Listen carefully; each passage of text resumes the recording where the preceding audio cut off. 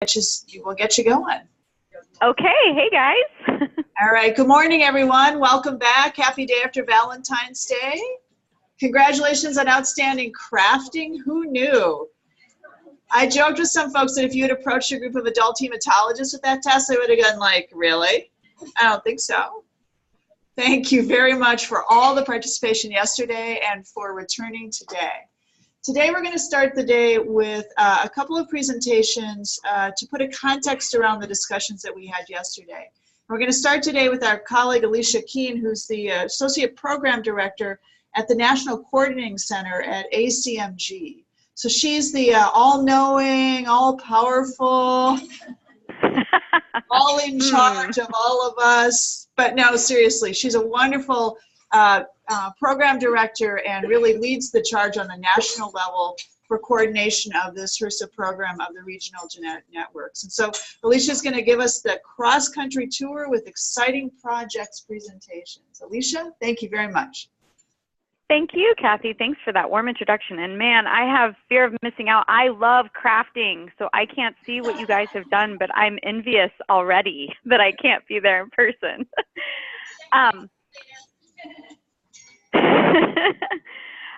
So as Kathy said, I'm going to serve as sort of your RGN project tour guide today. And what I'm going to do, if this works, courtesy of my son, is I'm going to give you a cross-country tour of the highlights of RGN projects. It's a very superficial coverage, so think of it as like the whirlwind road trips of your youth. At least that's how my youth was spent, was basically crisscrossing the country as quickly as possible. So that is what we are going to do. Please holler out if I start to speak too quickly. Sometimes I get in a rhythm and I just plow through. So holler and I'll slow down. So what are the major stops on this tour? There are 7 regional genetics networks. I'm going to cover 6 since you guys are the Mountain States Regional Genetics Network. I have a feeling you've covered pretty in depth the activities that you're doing. I'm going to touch upon the National Coordinating Center, which, as Kathy said, is housed at ACMG. I'm also going to touch upon the projects, the highlights of the National Genetics Education and Family Support Center, which is housed at Genetic Alliance and is partnered with Family Voices. Now, all 9 of us together comprise what we call, in a big alphabet soup, the NCC RGN NGEFSC system. All 9 of us. So, you know, sometimes I say NCC system, and I don't mean to disregard the other 2 really important components of that. It's just it starts to become really quite a mouthful. So it's no disrespect. It's just we constantly debate how do we shorten our names, and it's gotten better over the years. Anyhow, all 9 of us are supported through HRSA at the Maternal and Child Health Bureau, actually the Genetic Services Branch, via cooperative agreements. And we're thought of, despite the fact that we're 9 entities, we are thought of as one national system within HRSA's sort of portfolio of programs. So whilst there are 7 and 2, when they report out and when they talk about this program, they talk about it as one big program. And that sort of will, I think, play out a little bit in what Liza is going to talk to you about later. And that's just something that I want to mention because it does sort of play into also the next piece of this. Oops, I'm 2 slides ahead of myself. Anyhow, the next piece of this, which is that there's a constant sort of balance between how do we make sure that each region can really target the specific needs of their region and yet within this overall system framework have some commonality. So there's a balance and a tension that happens there, and that again I think you'll hear a little bit about when Liza talks later around evaluation. So I have to say that great traveling companions make traveling way easier and way more fun. And I think that we are particularly lucky in that across all of the programs, across all of the regional networks and the National Family Center, we have such great colleagues. And it really makes our time when we're together, especially in person, so rich and fulfilling. And even though we're all pieces of the puzzle, we all come together and make one big happy unity. This is us at our last annual meeting, a group of us working on a puzzle that we had set at the back of the room. So we're going to cover all the networks in the country, but what are we going to see? What are we going to hear about today? So what I've done is sort of brought highlights from each region, and we'll go through that in the subsequent slides. But some of the recurring themes that you're going to hear are how they're engaging to work to reach medically underserved populations, potentially some of the QI activities. Particularly, a lot of focus has been on telehealth activities in each region, so that's definitely going to hit our highlight reel. And then also provision of resources to genetic service providers, public health officials, and families. So those are sort of the four kind of overarching highlights that you'll hear, not necessarily from each region. I really did try to select a good broad swath of interesting and different projects. And I will disclose, though, that telehealth does feature very large across these highlights and sites. So turning first to the New England genetics region, which is the upper Northeast, they are engaged in a telehealth consultation service project. So they took the charge of telehealth, and they decided to embellish upon a project they had actually started in the previous funding cycle, which is to enlist a geneticist to do provider-to-provider case consults and clinical support. And that is something that they have continued to do and expanded actually this funding cycle. They also sent some folks to be trained as part of the Western States Heartland Telehealth Training Program, which I'll get into on the next slide. They have continued what I think is a pretty great resource, which is the Genetics Education Materials for School Success.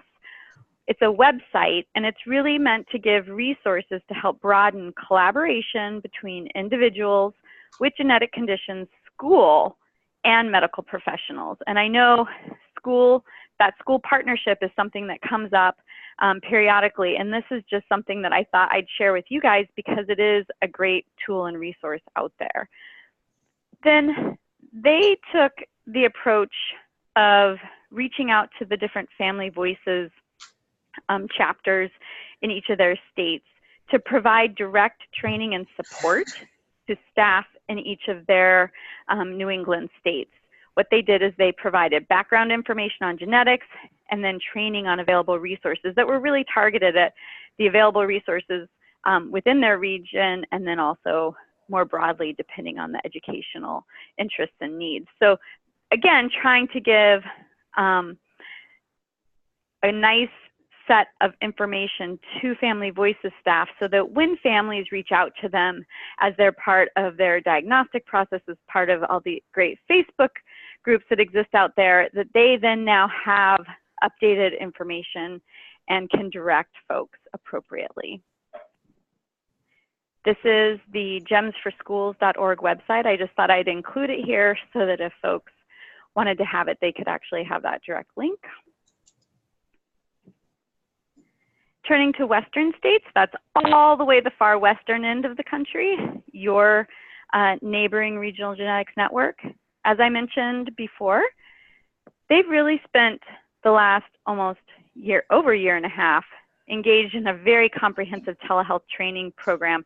I know folks from Mountain States have participated in that training, and this is just a listing of the folks that they've trained, and this isn't even current to this winter. So there have been more trainings since this slide was put together. Another resource that they have continued from a prior funding cycle are their newborn screening fact sheets for families. Those that have been around a while may remember STAR-G. This is the current iteration of that, and they are available at newbornscreening.info. And they have developed new fact sheets for Fabry, XALD, Gaucher, and MPS 1.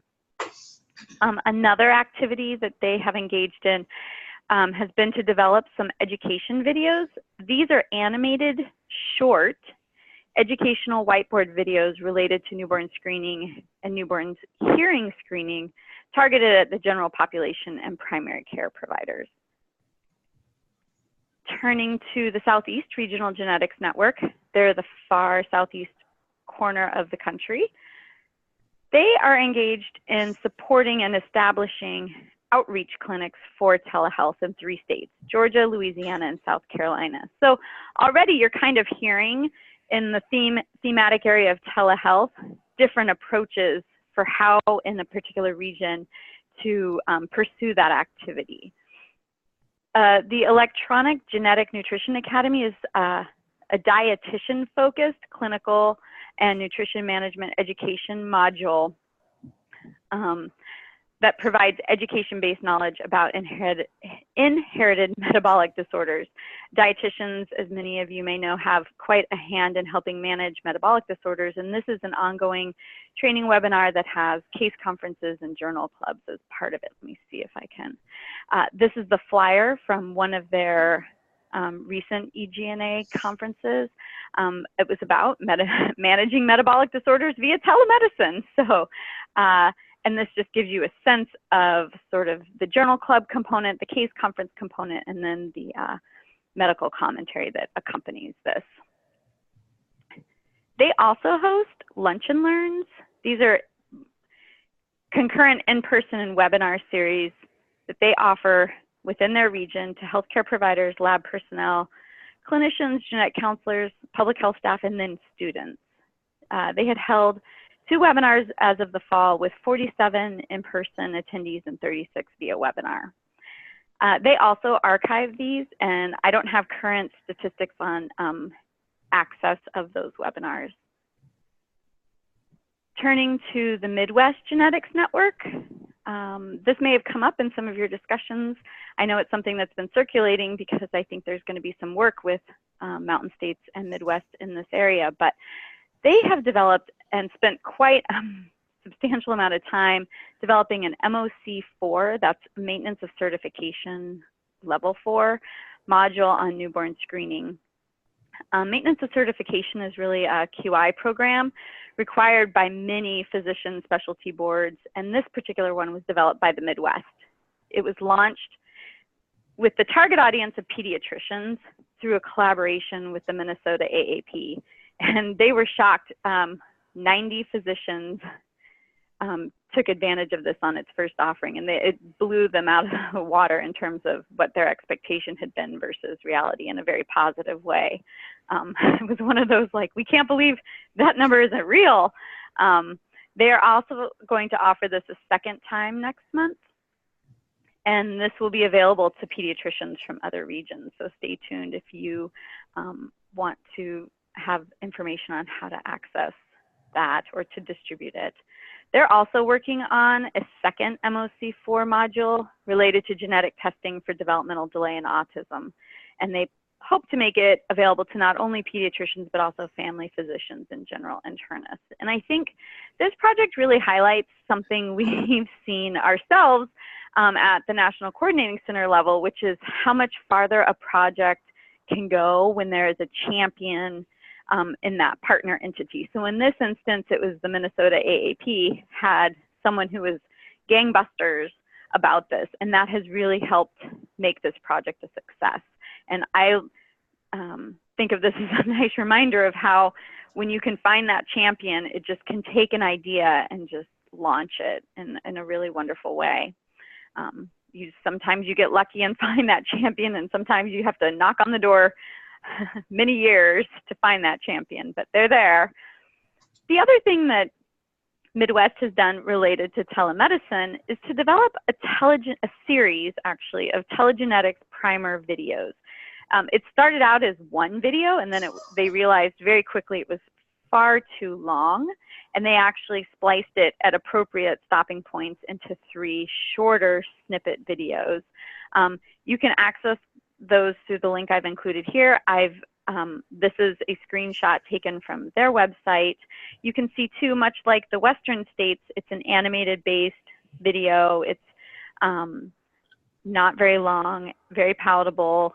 Again, in this sort of like YouTube world, our Facebook world of short but succinct videos is something that these 2 regions have in particular realized and learned and really tried to tailor their video series in that regard.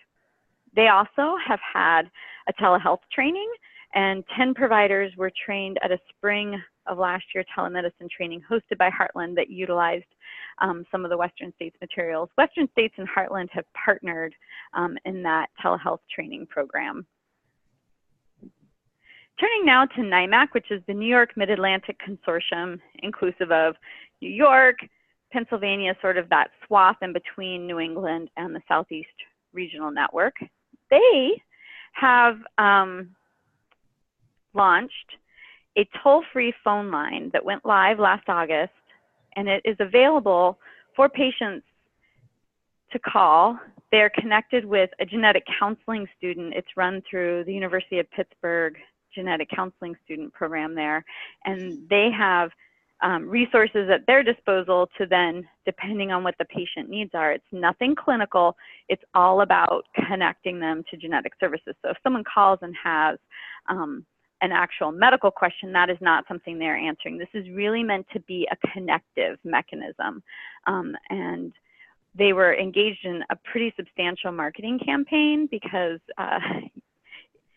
you have to know that it's there in order to be able to utilize it. So that's something that they've been working on through their Family Voices state chapters as well. Another project that they are using or have developed are red flags for primary care providers.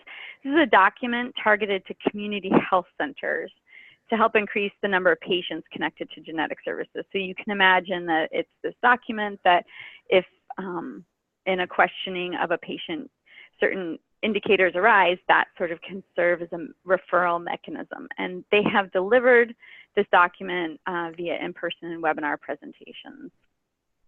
They're also engaged in a telehealth partnership with community health centers and Johns Hopkins.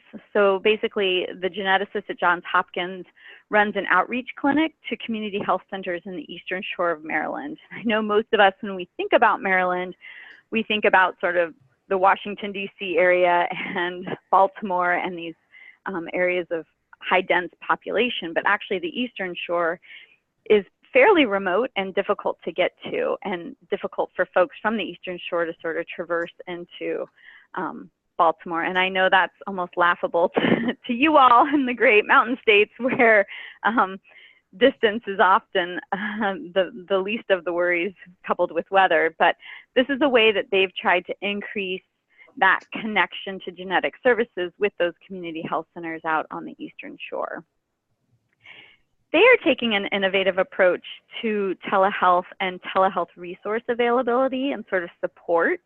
One of the sort of governing principles within NIMAC, they, in their needs assessment process, learned that there are actually quite a few telehealth practices, number of genetics programs using telehealth, but that sort of support area and that where can I go to ask questions, and what if I have particular questions around billing, and what are ways that I can learn more and troubleshoot some things. So they developed what they refer to as a community of practice. It's an online mainly mechanism, but there's also remote support by a NIMAC funded telehealth champion who happens to be a genetic counselor who offers training. The online community they have is populated with resources and tools for clinicians. And the telehealth champion, she also provides direct provider-to-provider consult and support to folks as they're trying to both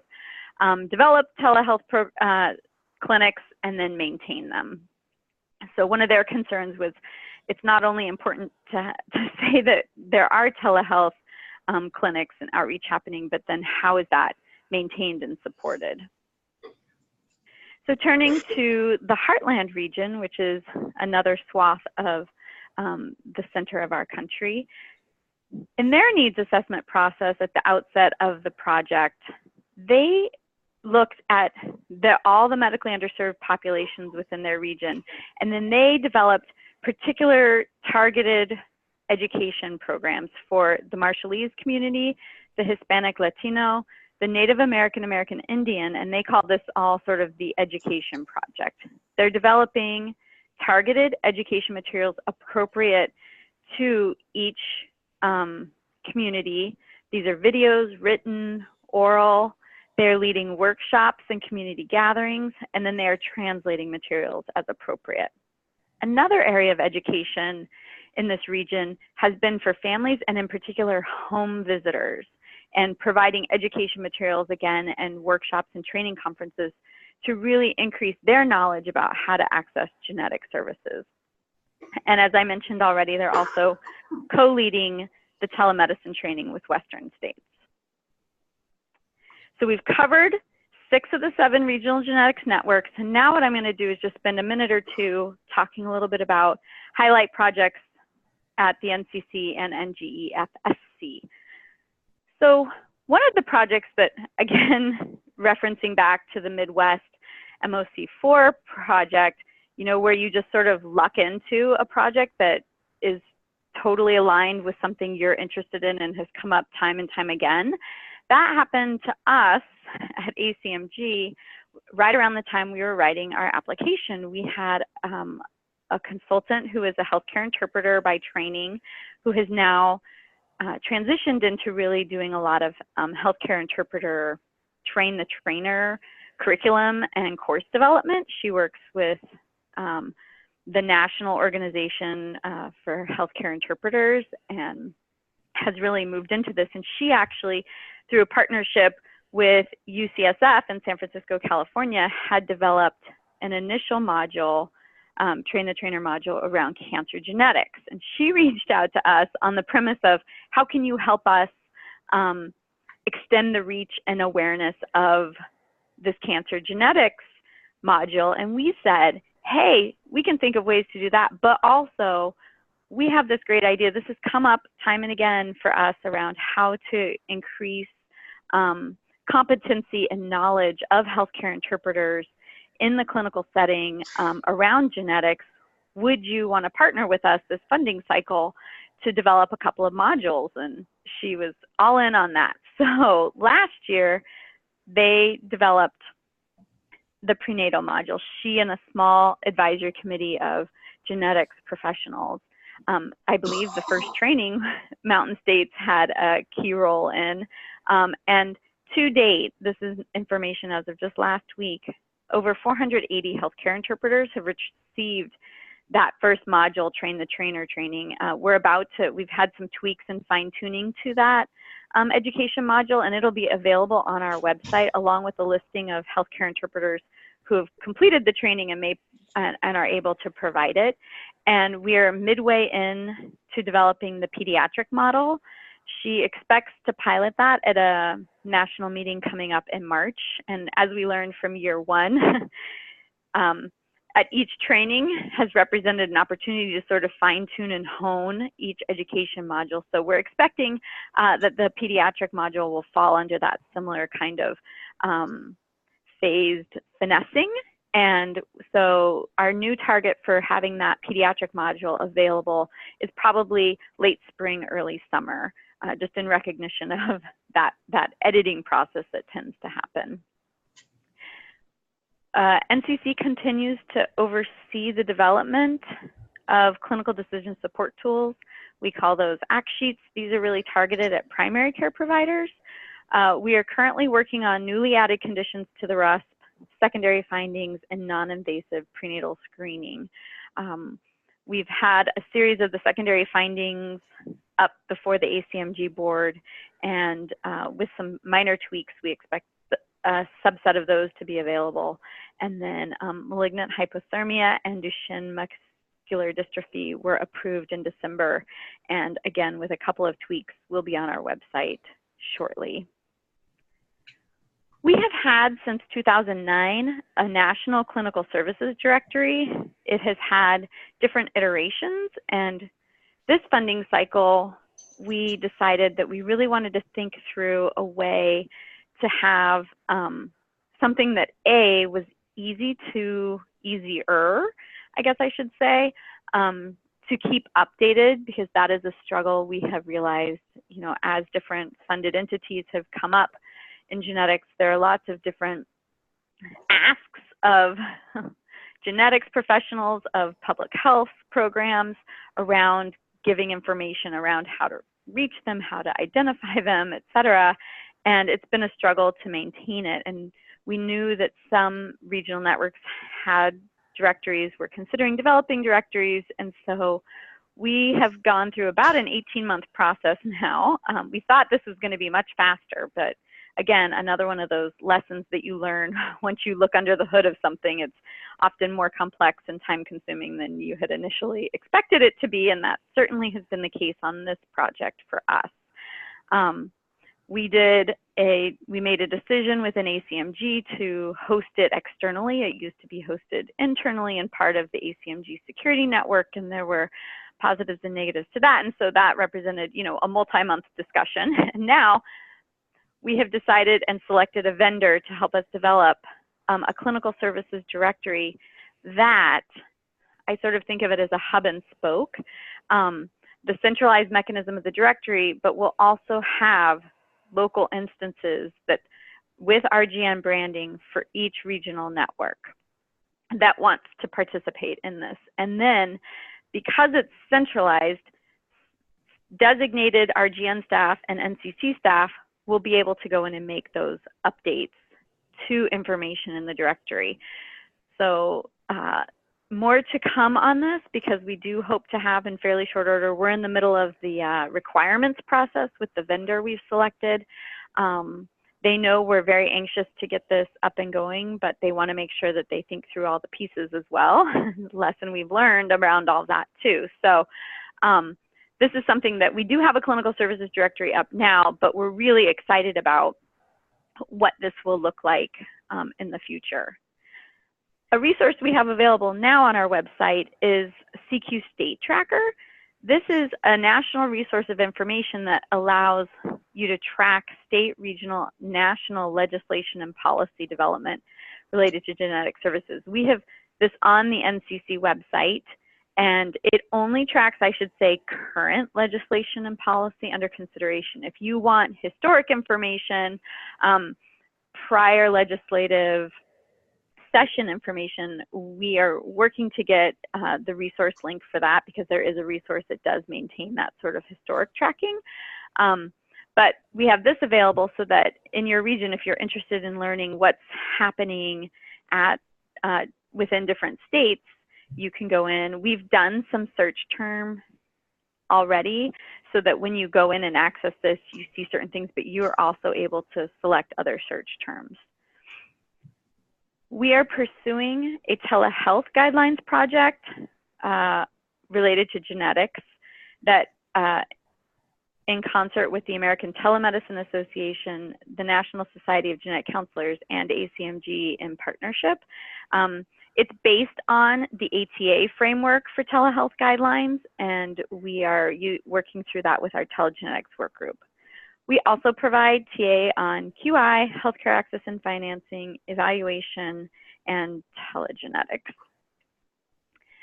NGEFSC, which wins the prize for the best alphabet soup acronym, is the National Genetics Education and Family Support Center, which I referred to at the outset of the presentation, is housed at Genetic Alliance.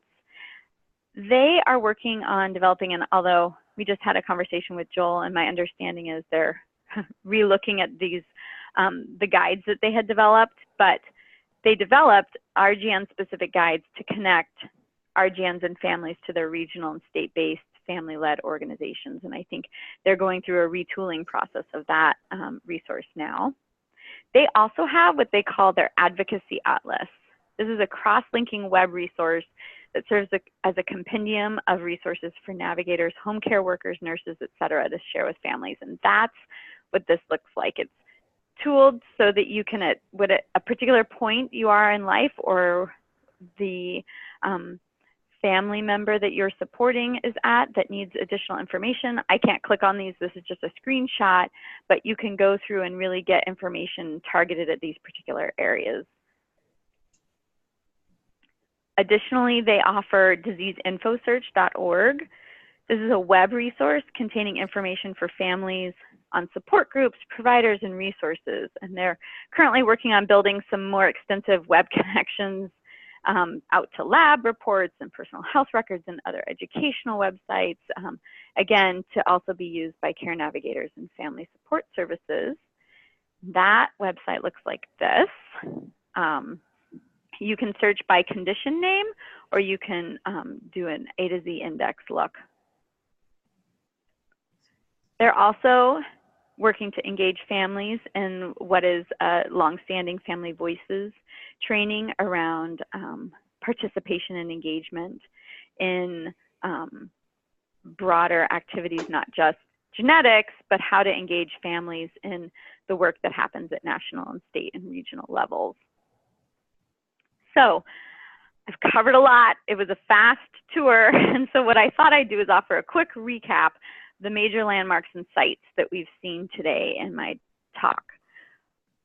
For those that are reaching the medically underserved, some examples have included the toll-free call line, the healthcare interpreter genetics education modules, the Marshallese Hispanic Latino American Indian Education Project, the Home Visitor Education Project. Again, some of these do cross over some of these 4 boxes, but I did want to try to give a little bit of synopsis for where all the different regional networks have devoted their project space to. The education activities you see here, a lot of those videos, the MOC Part 4 for newborn screening, the Lunch and Learns, telemedicine. I think I spoke about that at every single regional network and NCC, and then some of the direct resources that are available courtesy of the regional networks and the national centers. So part of what's been contemplated also in this funding cycle is QI. You'll remember from the second or third slide, I did mention that QI implementation is one of those 4 main areas, and I didn't really speak about it on each slide, and that's because the thought around QI has been that it's meant to establish a framework, sort of be embedded within everything that the RGNs are doing. And if you think about it in pursuing this road trip analogy some more, it's those mid-trip adjustments. That's really what a PDSA, a Plan, Do, Study, Act cycle represents is, oh, we've made a left turn when we should have made a right. Now we have to, do we just circle back? Do we keep going, etc.? So those are ways, uh-oh, I think my screen popped out, but it says it's connecting. Those are ways in which we are trying to think of QI in this current funding cycle. It's how do we make those mid-project adjustments, tweaks, fine-tuning as different things have worked, different things haven't worked so well. How can we make things work a little bit better? And then the post-trip is how we think of as evaluation, although really it's evaluation every year. NCC is responsible for providing a system-wide national evaluation that implements the HRSA-developed national performance measures that I think Liza also is going to talk about either later today or has spoken about. And I think of those as sort of the post-trip mementos. And gosh, I was super excited. Yeah? Your screen is no longer showing. I know, it's saying connecting on my end. Okay. We've had a snow and a bad ice storms, and ice has started falling off roofs, so I'm not sure if that's affecting. I'm almost done anyway. The next slide. See, mid-trip adjustment. But I had this great Porta-John picture to show you guys, because my point of mid-trip adjustments is that we were on a road trip with our kids, and someone had to use the restroom, and we were on the freeway, of course, and there was no rest area to be found, but we drove alongside this truck that was, I'm going to try to join from browser. And it had all these Porta-Johns like tied on. It was a flatbed truck. And so we said to our kids, well, hey, they're available, but they're not accessible. And I think that's something that underpins all of our work, is how we move from available genetics resources to making them accessible to the medically underserved population. So imagine these green Porta-Johns on a flatbed truck. And then our evaluation program and having a nice, tidy report each year. We're very delayed on that because we've switched over our collection mechanism. I'm so sorry that I should have known my end would be the end that would be the hiccup. Anyhow, that's really everything in a nutshell. The highlights tour. The slides you're not seeing are the lovely Porta-John photo and also our contact information. But Kathy, Janet, Annette, Stephanie, Celia, Liza, they all know how to reach us. So if that'll eventually pop up. And I did share my slides with Stephanie, so she can put those up too and make those available. But that's really the highlight reel of the regional genetics and the 2 national centers. Thank you very much, Alisha. Greatly appreciated. And if you have a few moments to stay with us, even though we don't get to see the Porta-Johns, if you could take any questions. If anyone has questions, we can run and bring the mic to you, because those who have joined us from Zoom, I see a 307. I think we have colleagues from Wyoming, and others may be calling in from around the region. Go ahead. We've got Debbie Friedenberg. Go ahead, Debbie. It's more of a technical question. So we've seen on the slides telehealth, telemedicine, and telegenetics. And from the NCC standpoint, where do you think telegenetics fits in and distinguish between telehealth and telemedicine? Okay, Debbie, I just want to make sure I understand your question. So where do we think telegenetics fits in to our system, or do you mean just broadly within genetics? I'm sorry, I just didn't hear the rest of what you said. I think, Alisha, I think what let me see. I think this is Kathy. I think what she wants to know is there's telehealth and telemedicine and even Project Echo. You know, there's communication via the internet on a screen. But what is the definition that we're working with when we say telegenetics in those sort of, if you will, performance measures that Liza's going to talk about shortly? So that is meant to be, let me pull out my handy favorite detail sheet. Telegenetics are really meant to be the video conferencing. So when we talk about telehealth and telemedicine, we're really meaning not just phone calls, but actually some component of video reach from a distant and originating site, a bidirectional, and it can involve patient to provider, it can involve provider to provider. We make a distinction for teleconsultation, but that's a subtle distinction we've made based on how New England is defining that, and that has to get at the fact that that teleconsultation is not, often is not meant to represent conversation about a particular patient. It's meant to be more of a case study presentation or a broader conversation between 2 providers about different genetic conditions, but not exactly, but definitely not management of a particular patient. Whereas we think of telegenetics as that video conferencing, patient management, either patient and provider or provider and provider talking about a patient or a case. Did that get to you, Debbie? Okay. Thank you, Alisha. I will say telehealth, telemedicine, we interchange between that. And Dr. Flannery, who used to be our medical director, is a big advocate of telemedicine, telehealth, and he uses that terminology interchangeably. And we tried to pin him down at one point, and he was like, it means the same thing.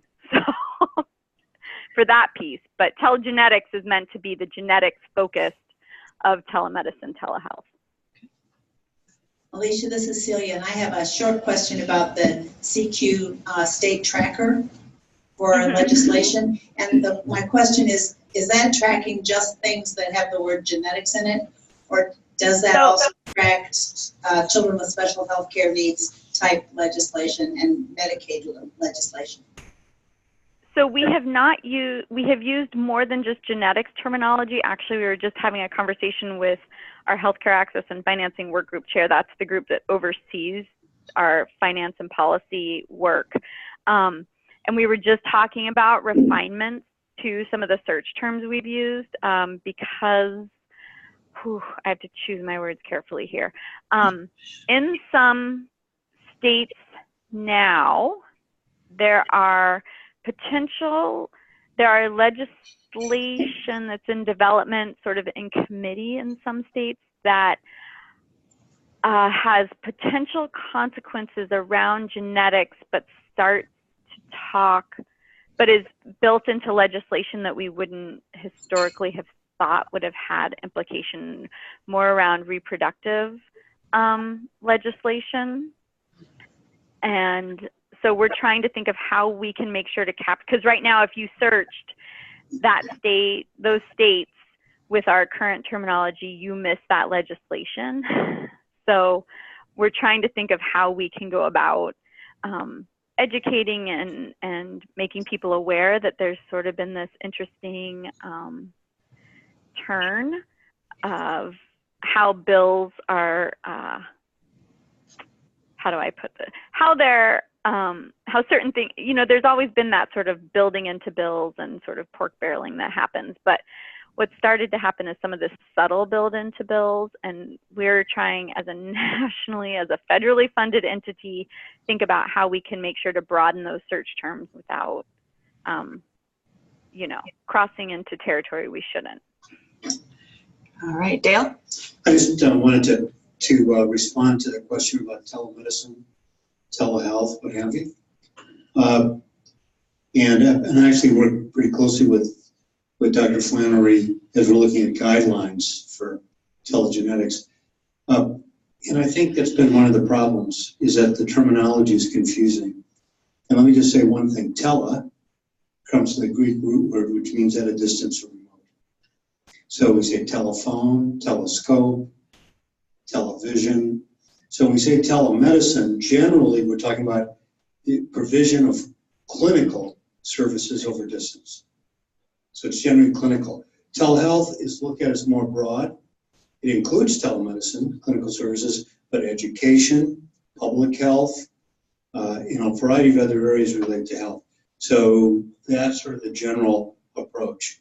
And that's why sometimes they're used interchangeably, because I would say telemedicine fits under that broader umbrella of telehealth.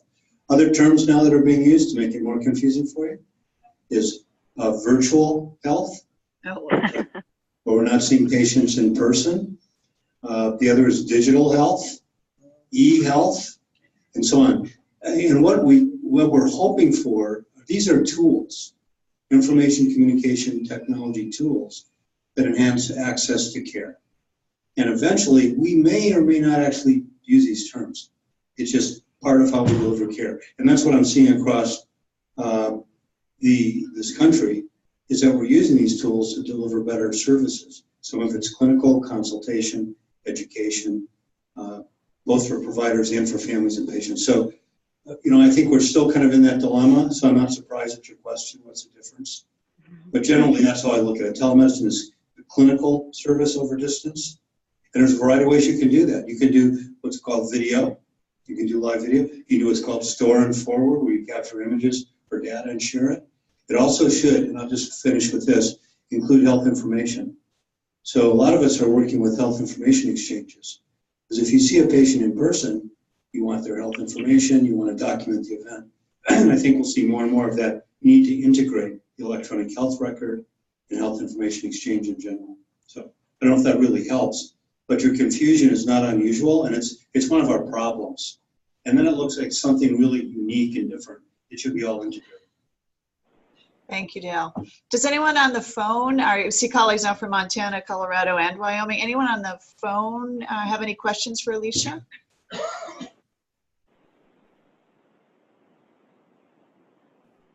And we're not hearing anything, so if someone who I see is on mute is asking a question, double check that you're not on mute.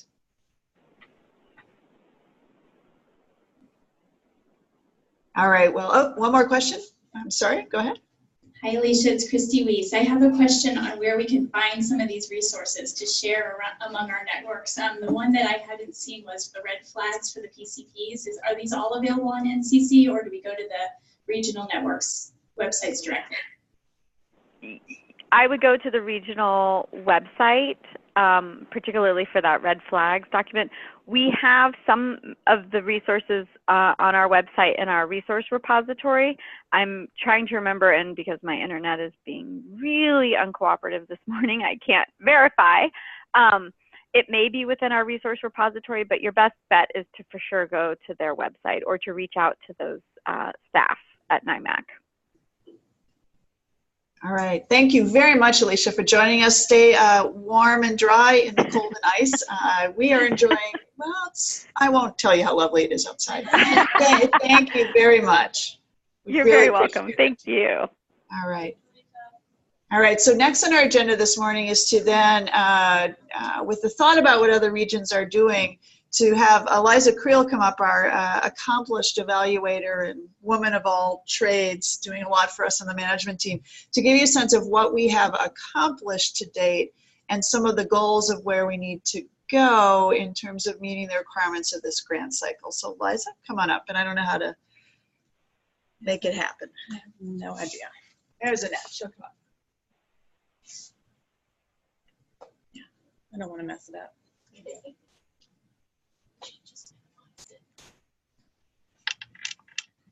Sharing our screen.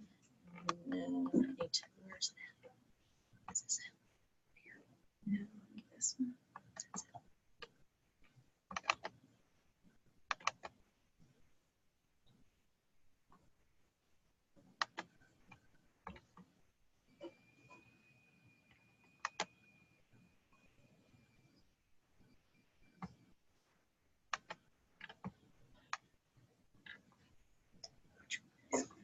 So screen 2. Oh, yeah, screen 2. No, because this will have all mine in.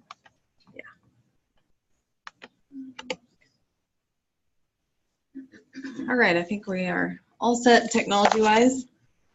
So thanks everyone for sticking around to listen to the data conversation. I recognize that is not the most exciting, so I hope that your coffee has kicked in. But we're going to talk a little bit about kind of the history of our measurement and data collection and outcomes reporting in the RGN during this current grant cycle, and then give you a preview of some of our year 1 data, which we have been working to collect with the help of many of you in this room, and report to the NCC so that they can then report that to HRSA. So we will get started with just a little bit of history about how this all came together and what our evaluation is really designed to do. This technology just is challenging. Hold on just a second.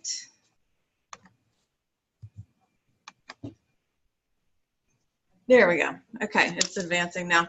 So our evaluation has several sort of components, right? So we have this overall evaluation where we're looking at a lot of different things. And 2 key components of that are something we refer to as the program objectives and then the performance measures. So let me give you a little bit of background on these, and then we will talk through what each of those kind of really mean and what the details of those really are.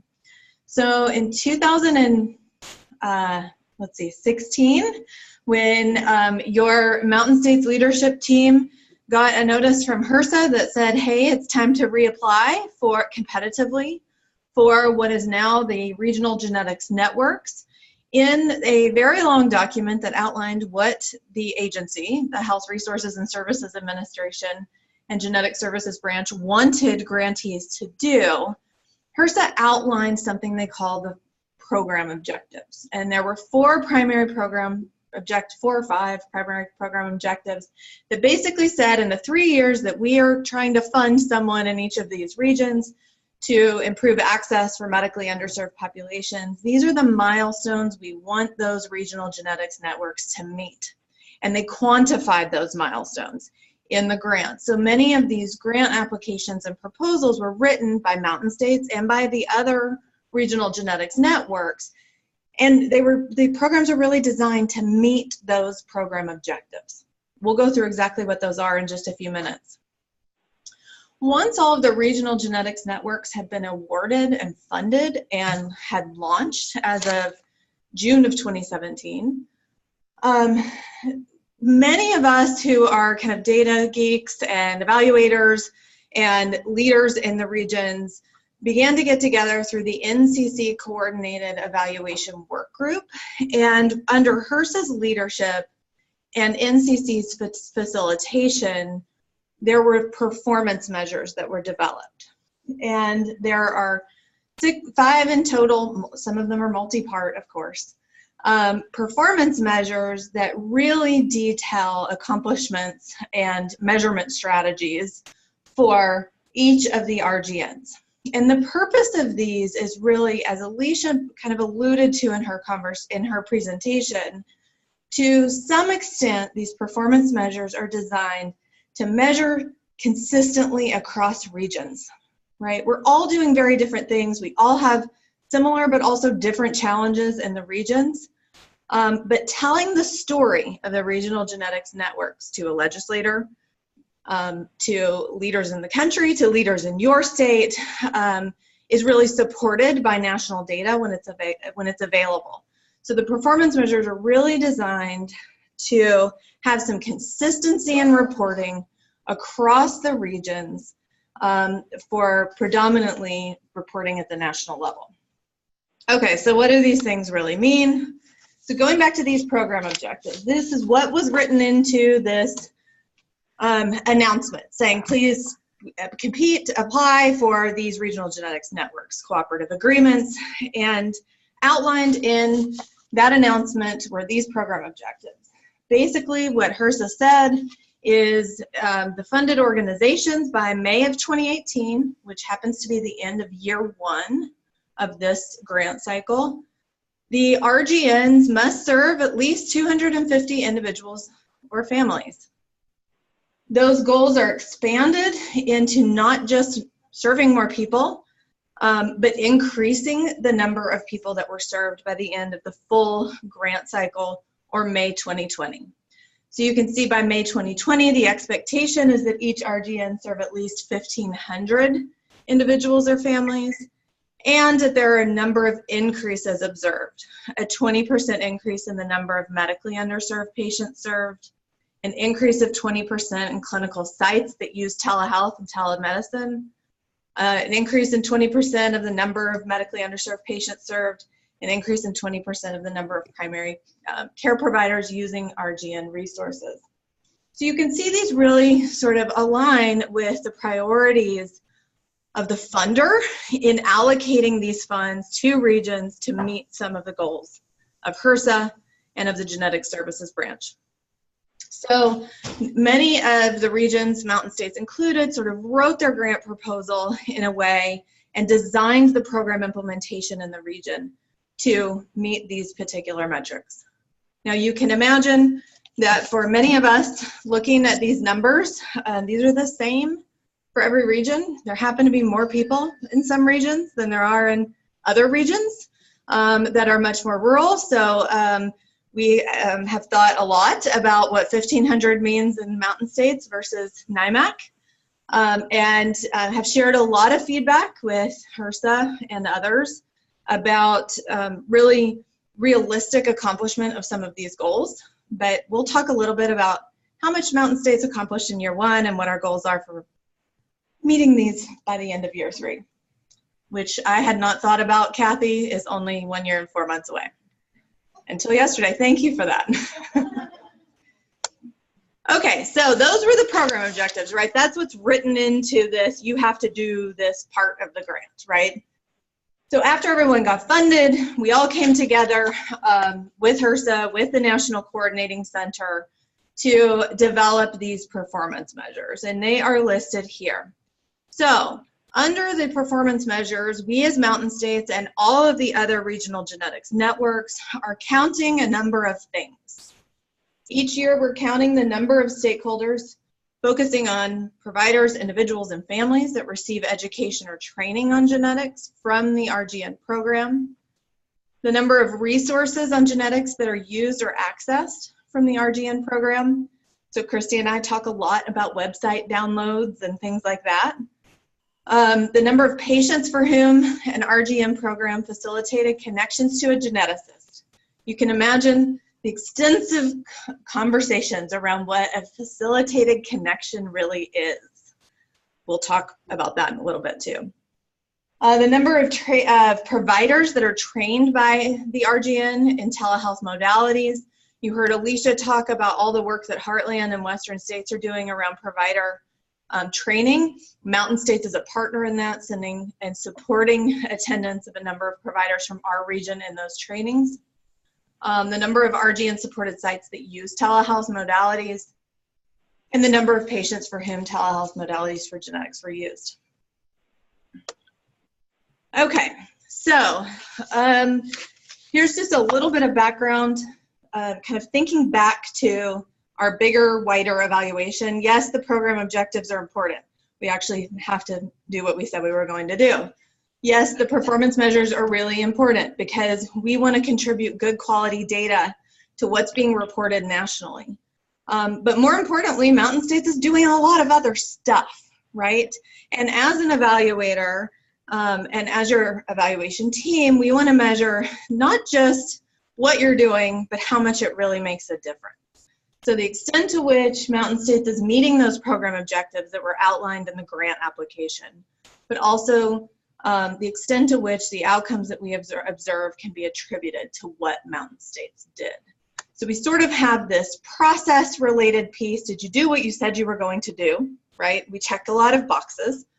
But also this outcome piece, which is really the meaning behind all of the work that Mountain States and your state teams are doing to, you know, really make a difference in people's lives, right? So on the process side, you know, some questions we might ask: how many state-based teams engaged primary care providers to identify state-specific health needs, right? So we're asking questions about numbers, frequencies, who's there, who attended, where are they from?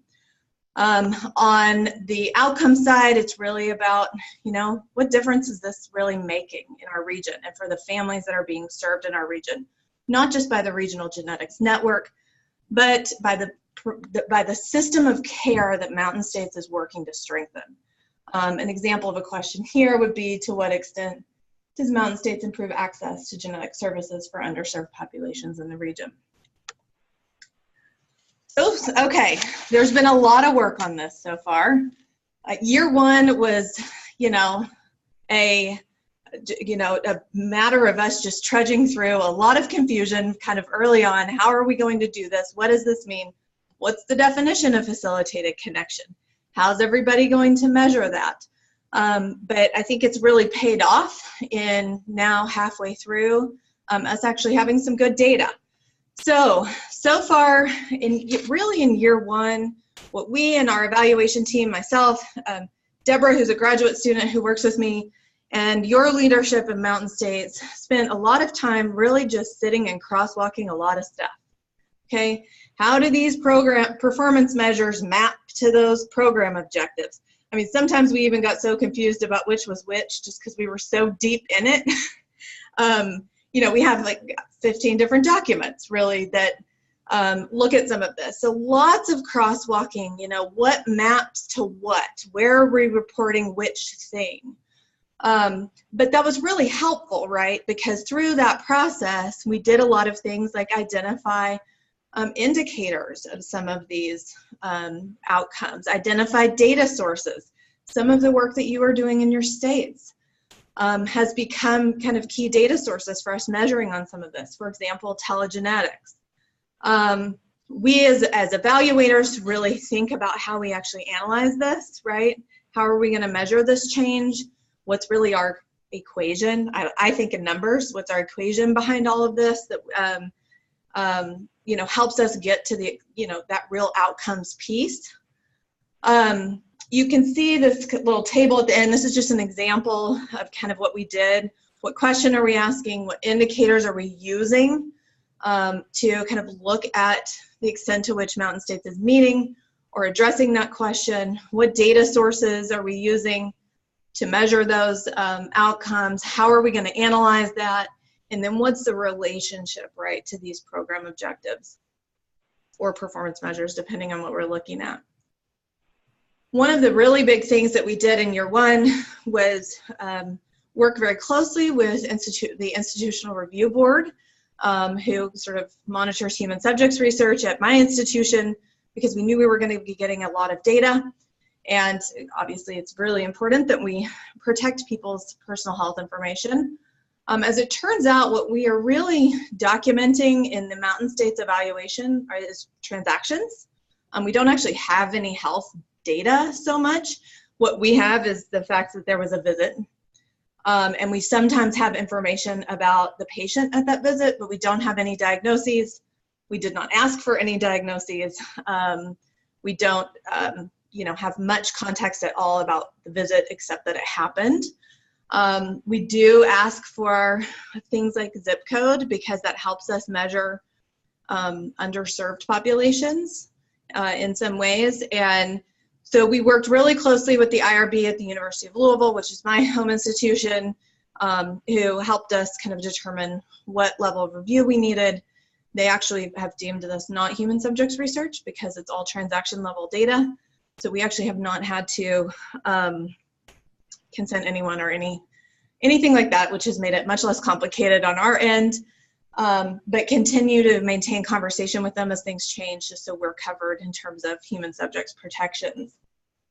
Then we kind of got to the fun stuff, right? We actually got to get some data and count those data. And I don't think there are enough words to express to every person in this room how much we value your participation in this. We really could not meet our evaluation goals without the state teams, the participating clinics, and all of the Mountain States partners kind of giving us information and giving us data. And so last summer, in June and July, we submitted our first round of data for year one of the grant to the NCC. They're using a system called REDCap, which is HIPAA protected and all of that stuff, password protected, where we enter data into that system.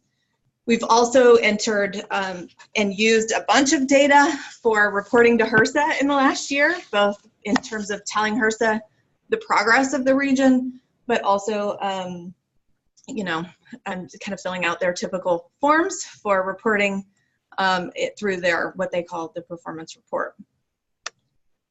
So we're going to go through this in detail. These are the things that are actually outlined in terms of what we're required to report under the grant.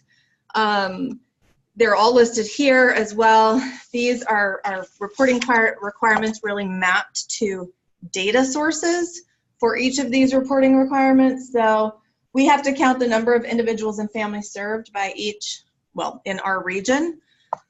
There's a superscript there that at the bottom in tiny print, but you will have access to these slides, actually gives the definition of what served means.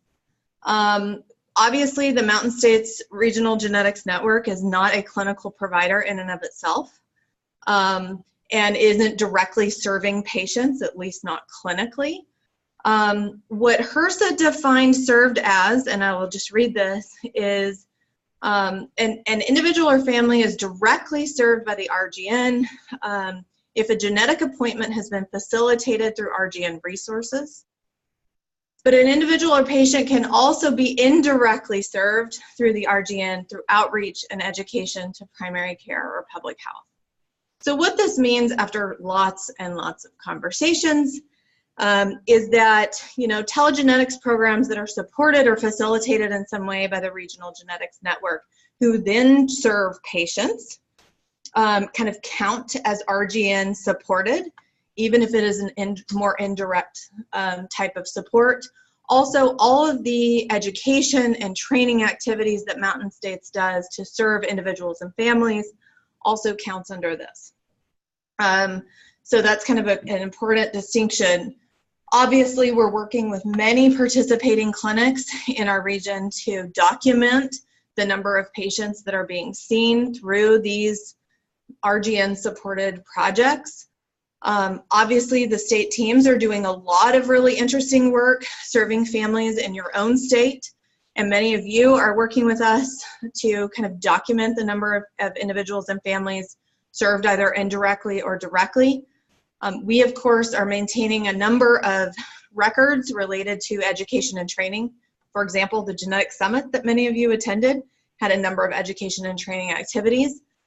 You signed in for a reason, not just to tell us you were there, but also so we could document who was there and report that as education and training activities for the region. There are a number of other things here. I don't want to run too far over time, but you can see kind of the mapping here of what we're required to report and then what data sources we are using. I want to mention that the sort of website and social media, this is a really big piece of what Mountain States is doing. First of all, a complete revamp of the website, lots of efforts put into work and education and outreach on Facebook, a new venture into the Twitter space.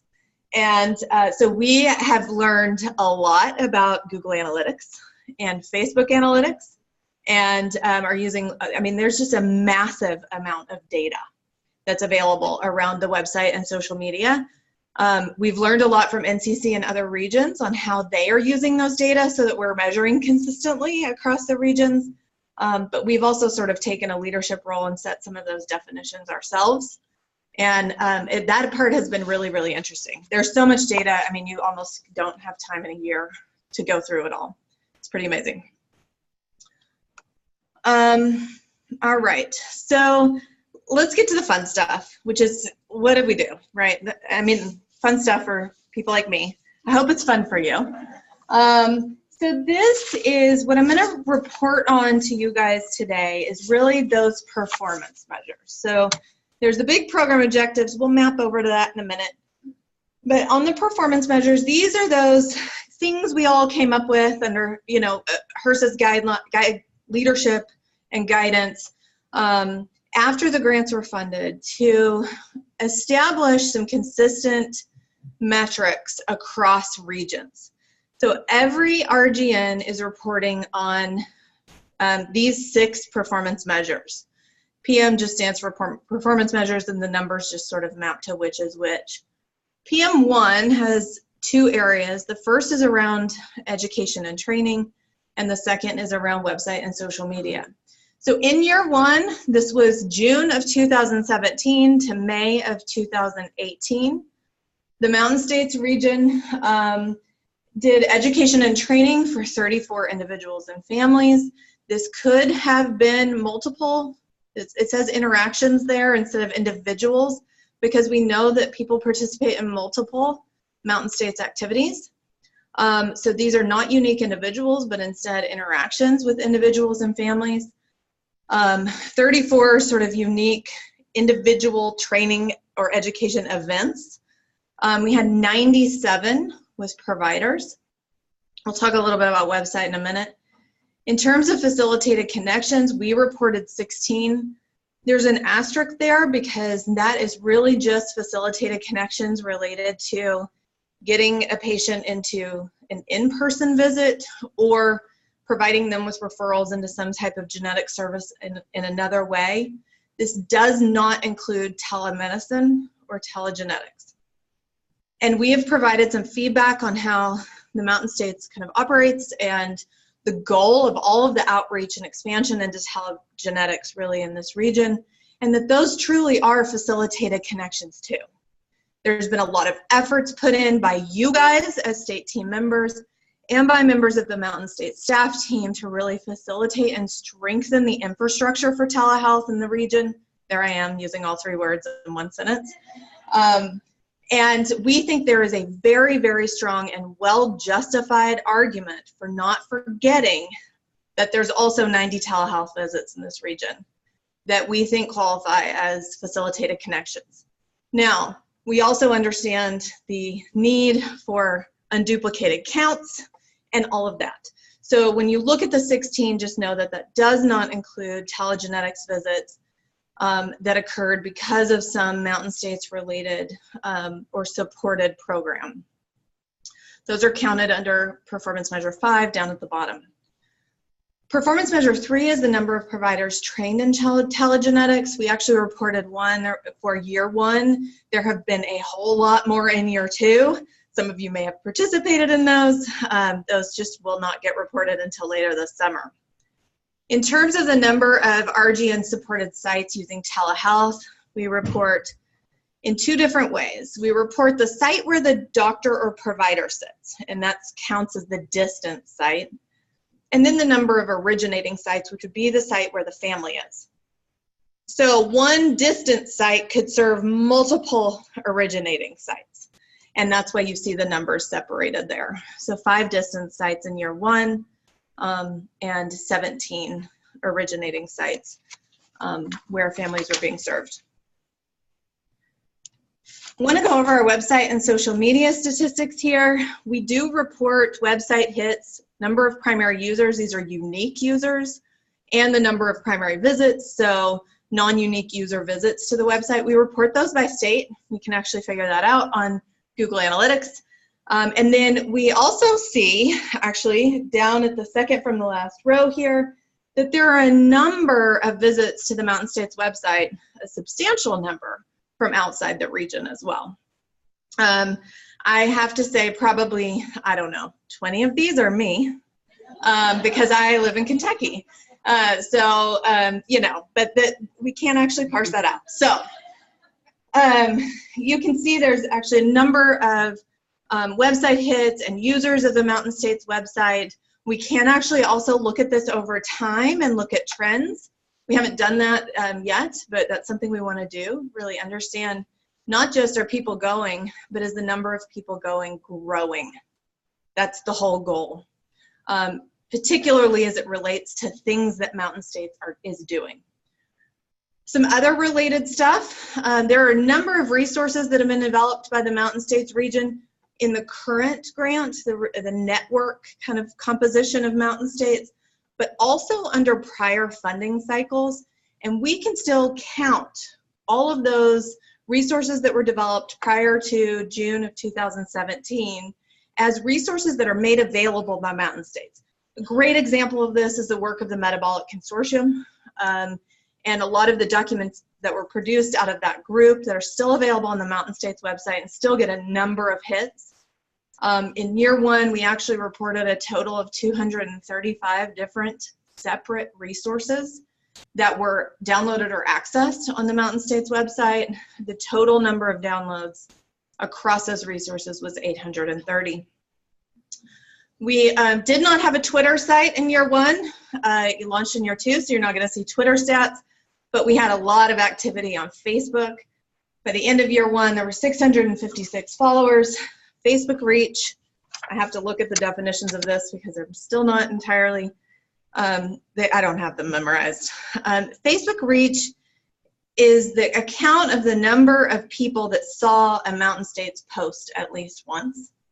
We had 44,000 plus of individuals people who saw at least one of our Facebook posts. Facebook engagement is the number of actions that people took with Mountain States content. They liked it, they shared it, they did something with it. 2,587 engagements, and Facebook impressions, which is just the number of times the Mountain States post is displayed or content is displayed, was almost 80,000. So lots of outreach there. We will be looking at these things over time and looking at how they change and mapping those then to the things that Mountain States is doing through social media and website outreach, but also through the work of the state teams, the work, through the Genetic Summit. We know that when we have the summit, website hits go up, right? So what is it that is getting people to the Mountain States website and the resources that you all have developed? And we want to document that. Here is a crosswalk of those performance measures to remember that serve at least 250 individuals and families by the end of 2018 goal. Well, we didn't quite meet it, but neither did every other region. So there's a lot of ramp up time, right, when you get a new grant. And HRSA really understands and appreciates that, and we've had a lot of conversations with HRSA about this. You all in Mountain States, here's just a kind of duplicated and an unduplicated count. The unduplicated count is what we're using to demonstrate the extent to which Mountain States is meeting those program objectives. Did Mountain States serve at least 250 individuals or families in year one? And you can see there were actually 129 individuals and families served in year one. We've mapped there the percent of those that are underserved, and you can see the large majority of individuals and families served by Mountain States are underserved in some way, either by living in a rural community or being in one of the target populations that Mountain States is trying to improve access for in the region. So lots of good work happening. Okay, so looking forward to year 2 and trying to end on time, Kathy, I'm sorry, is we submitted this year 1 data last summer, and the NCC, who's kind of in charge of pulling it all together and looking at things across regions and sharing national level results with HRSA, took a look at that and realized that, well, despite all the efforts that we had made to have consistent definitions and consistent measurement approaches and all of this stuff, there were a few things that we didn't necessarily all measure the same way across the regions. And so there were a number of tweaks that were requested by HRSA and the National Coordinating Center, which we were notified of in January. We actually didn't have that many in Mountain States, which was great. We did make some changes and resubmitted those last week before last. So we don't have national comparisons to share yet, or inter-regional comparisons to share yet, but those data are forthcoming, where we'll be able to look at what Mountain States did compared to what other regions in the regional genetics network system have done. But more importantly, we're already preparing for year 2 data submission and continuing data collection and support of that.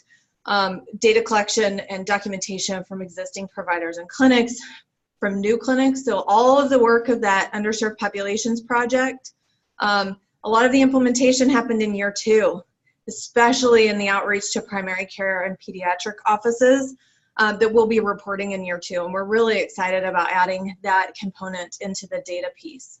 The Genetic Summit data, we really, I think we'll see a large expansion in the education and training piece, because the summit that happened in October was technically in year 2. So none of those education and training events were actually reported in our first year of data.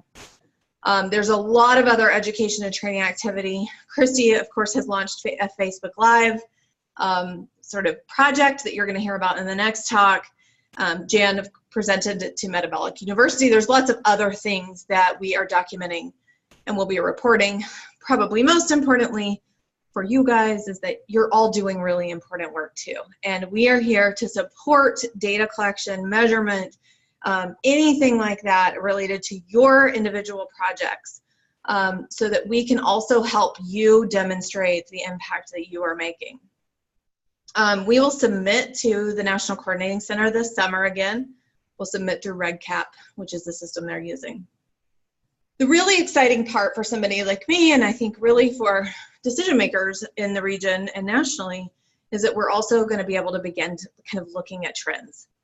Are things changing, right? Are we seeing that there's a difference that any of this work is making? And the one place that we can already really do that is around the number of clinics and sites using telemedicine. And the reason for this is that HRSA really recognizes that a lot of the regions under the prior regional collaborative system were already supporting and investing really in infrastructure development around telemedicine. And so while for most of our measures, our baseline year is year 1 of this grant, right? Around telemedicine sites, we can actually use a baseline of year 5 from our prior grant cycle.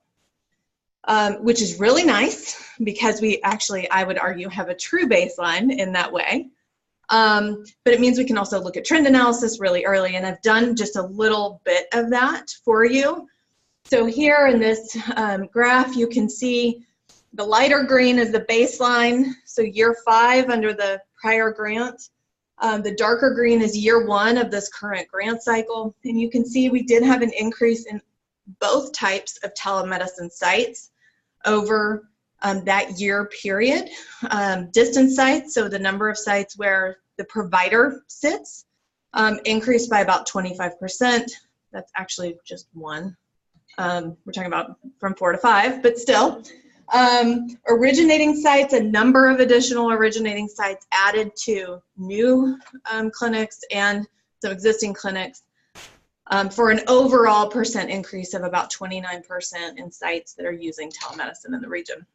So this is the way we like to tell stories, right?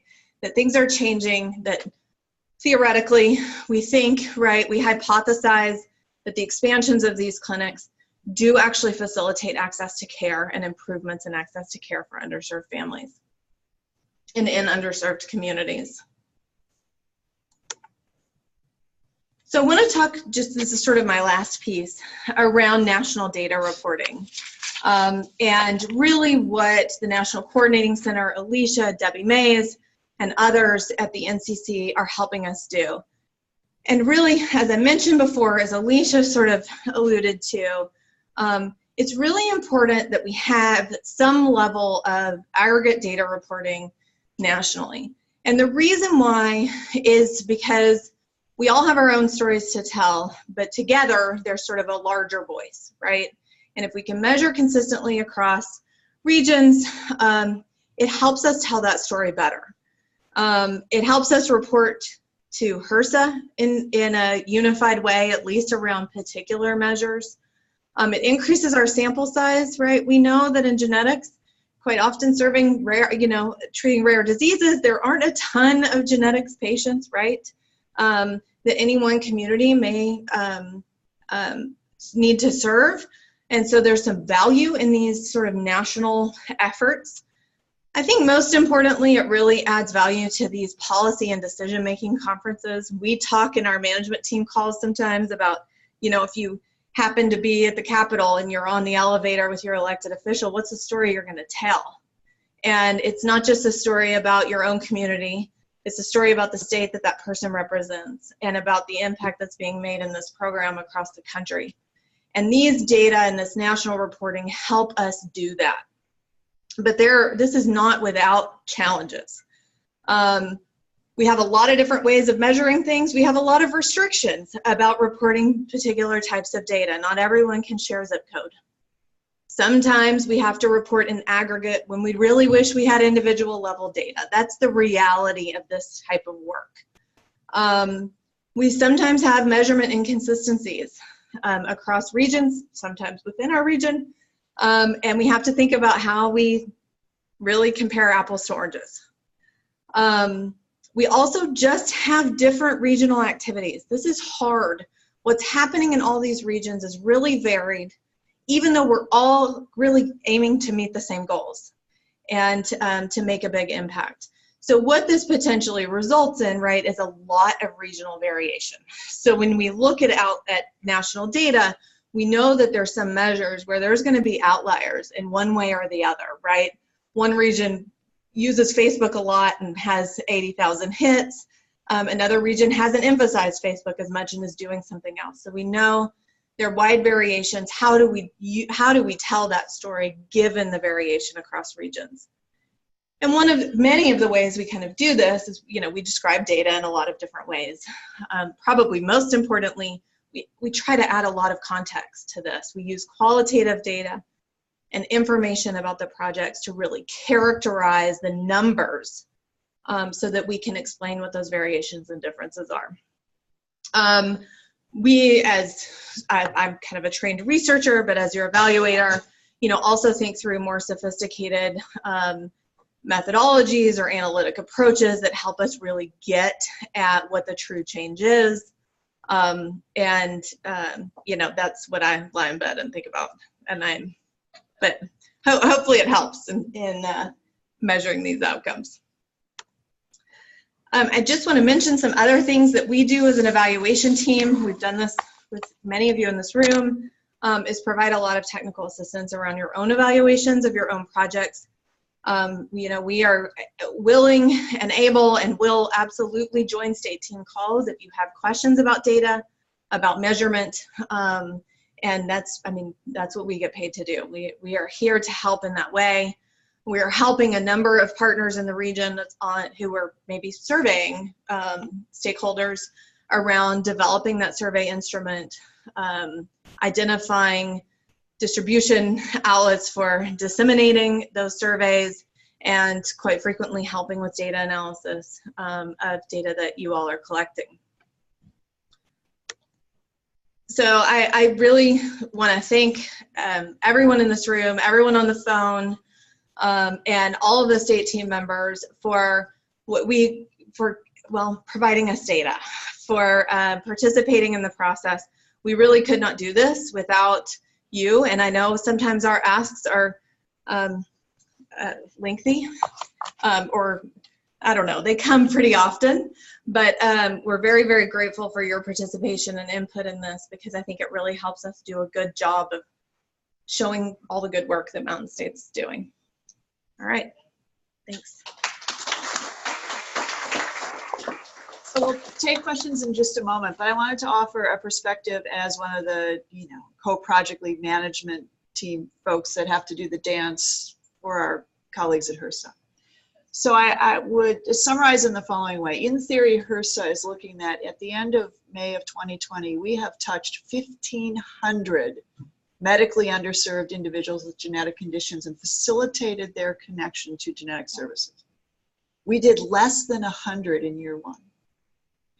And I would argue that not only our region, but neither is NIMAC in New York City going to actually achieve that specific goal, even though they may have a much larger volume of individuals afflicted by genetic conditions in the city of Manhattan or wherever they're working.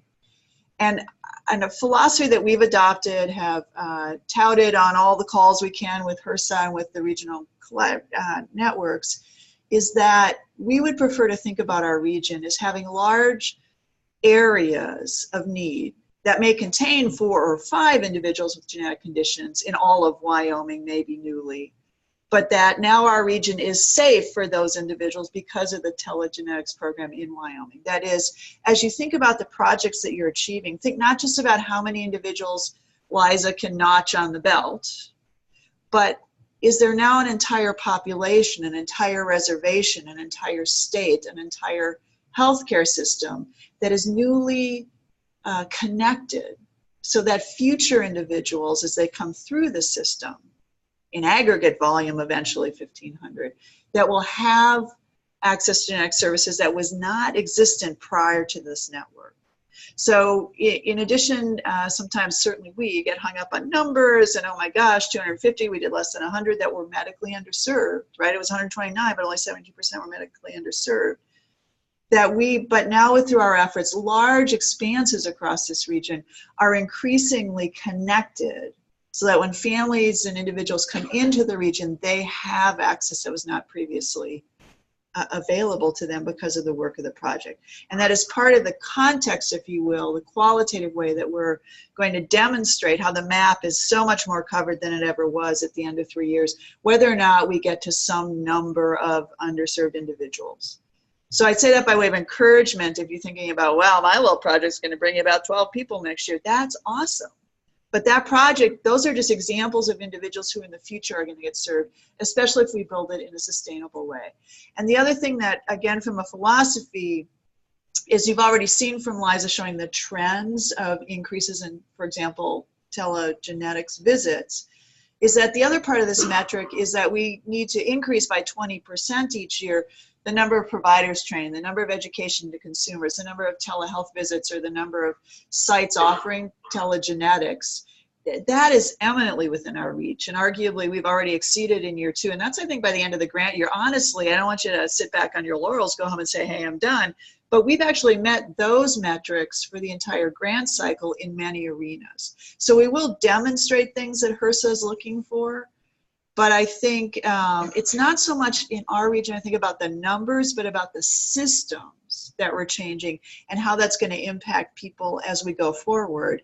We're just simply sparsely populated and some magic number may not be achieved, but the systems will be in perpetuity better off because of the changes we've made. So meant to be sort of a pep talk in a context, but I wanted to offer that before we get into questions. And so are there questions in the room or for folks on the phone for Liza or about the numbers? My question is, If they need to be able to hear, sorry. I guess my question is, we filled out the strategic plan forms yesterday. Are you going to want us to give those to you in order for you to look at our measurements or help us with what we should be evaluating?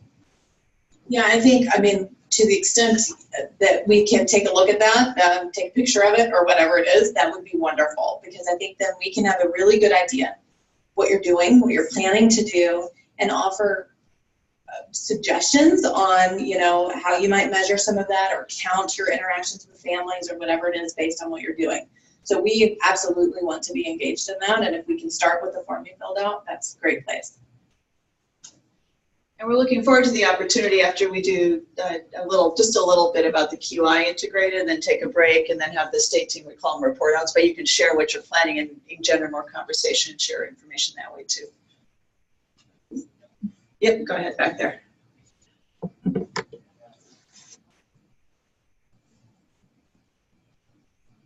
I don't have a question, more as a comment that in my travels and the groups I'm in, when I say, you know, here's Mountain, I'm on this, you know, state team for Mountain States Regional Genetics Network, and they don't know what it is. And it's oh, how do I get it paid for, or how do it, they're thinking it's more of a genetic testing, or it's and I say no, it's a resource. It provides resources for you. So I guess in our marketing or putting it out there, you know, just kind of a little plug, you know, when there's a telehealth or you know, a webinar or something, say, you know, this is a resource for you. MSRGN is a resource, not a testing center, not a because, you know, 23andMe, you know, all these genetics places, they can do webinars or educational things as well, so that it's, we put out there that we're a resource, so that maybe it drives more traffic to utilize the website and what we're putting out there. Yeah, thank you for that comment. And thoughts and ideas that you and others have about how to brand, market, be sure that we're effectively communicating around activities are always welcome. Other questions? I just want to mention, and you'll have access to these slides, but my contact information is on the last slide of this PowerPoint set, my phone number and my email, and you can, if you think of something, and Deborah, but I didn't want to give out her cell phone. You know, she has to work at a cube in our office and doesn't have a phone. So you can contact either of us through my email or phone number if you think of something in follow up to this meeting, or if you're looking at the slides and have other ideas or suggestions. So we are here for you, and I'm glad to help in any way we can. All right, very good. And so hopefully this gives you a sense about both the national picture and also the sorts of things that we are asked to report on in performance measures and other reports to HRSA. So if we come to you with a request around, well, how many came, or do you have, they're anchored on zip codes, because that's how they can prove they're medically underserved by their perspective. We're not just asking, and we don't want it to be burdensome, but it'd be very helpful to the extent that you can provide this information so that we can really demonstrate what the region is doing. So the last little bit today, there's no slides. So you're gonna stop and then resume? I'm gonna go ahead. Okay, very good. I'm going to have, so the kind of buzzword at HRSA right now is quality improvement, without really understanding on their part initially what quality improvement involves and what that entails. But we have coaching calls once a month for our quality improvement initiatives. And so I wanted to demonstrate by having Kristi come up and describe a project that she's championing, and it may get at the comments about what is Mountain States and, you know, what are our resources. And then I'm just going to show you how we're going to respond to the drive to have to utilize or engage in quality improvement in all of these activities. So Kristi, you want to tell us about Facebook Live? Sure. So you've heard a lot from Liza about all the website numbers, Facebook numbers. That's where I primarily started my journey with Mountain States, is in social media. And so we were brainstorming around, how do you increase engagement? How do you that engagement number that she said includes sharing, liking, commenting. And so how can we do that in a virtual way? And after Dale gave us this great definition of what telehealth is, right? Education delivered remotely, I think Facebook counts, right? So how can we do that and educate individuals on genetics? And so video is big right now. I mean, in telemedicine we use video, but video in social media, that's, if you are a Facebook user, you'll realize that that's what you get delivered first in your news feed now, is people that do videos or put videos out there. And then they've come out with this Facebook Live option where you can sit there with your phone and go live and talk to the people that are your friends, and that will notify people that you're connected with that you're going live right now. You'll get a notification. So in the Facebook metric world, they've made it so it bumps up that content. Anything that's done Facebook Live will be shown first, or bumps up in their algorithm. So how could we kind of brainstorming around how could we use this, and so we thought of the idea of how could we get some genetic questions answered, some consumer genetic questions answered using Facebook Live. And Liza and I had a couple conversations, and we were looking for a QI project at the time, and this really didn't start out as a QI project, which Kathy will share later, but we thought, how could this be used? So the first question is, what are the questions? What are the questions people have out there? Let's ask them. So around the time of our genetic summit, we put out a survey monkey, and it just asked, what are your genetic questions? It gave some categories for people to fill out, but there were some free form boxes as well, just for people to type in what your genetic questions were. We had it open for a couple weeks, I think 2 to 3 weeks, and we got 88 responses, which we were kind of shocked by. The most shocking thing, I think, to me when I looked at the data was they didn't come all from the mountain states. We had some from Sydney, Australia. We had some from the United Kingdom. This survey, which was only delivered really on Facebook and in our PD message, had gone virtual, not virtual, but worldwide. So people were answering it from all over the world. The responses were all over the map. I have a document where we've summarized them if anyone would like to look at that. But they were everything from very specific genetic conditions that a family might be dealing with to very general ones like, when is CRISPR-Cas9 going to be available for, clinical use? So it was all over the map. There were some categories, though, that floated to the top, and I'll give you those. Genetic testing was number 1. So questions around genetic testing was number 1. Second was environmental impact on genetics.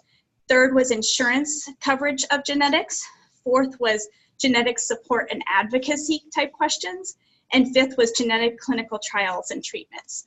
So those were kind of the big categories, and then I took the smaller free-form questions and tried to categorize those in those five top categories. The next question we had to answer was who was going to answer these questions. And looking at this room, we have so many subject matter experts. Everyone in this room is a subject matter expert in genetics. Whether you think that about yourself or not, we are.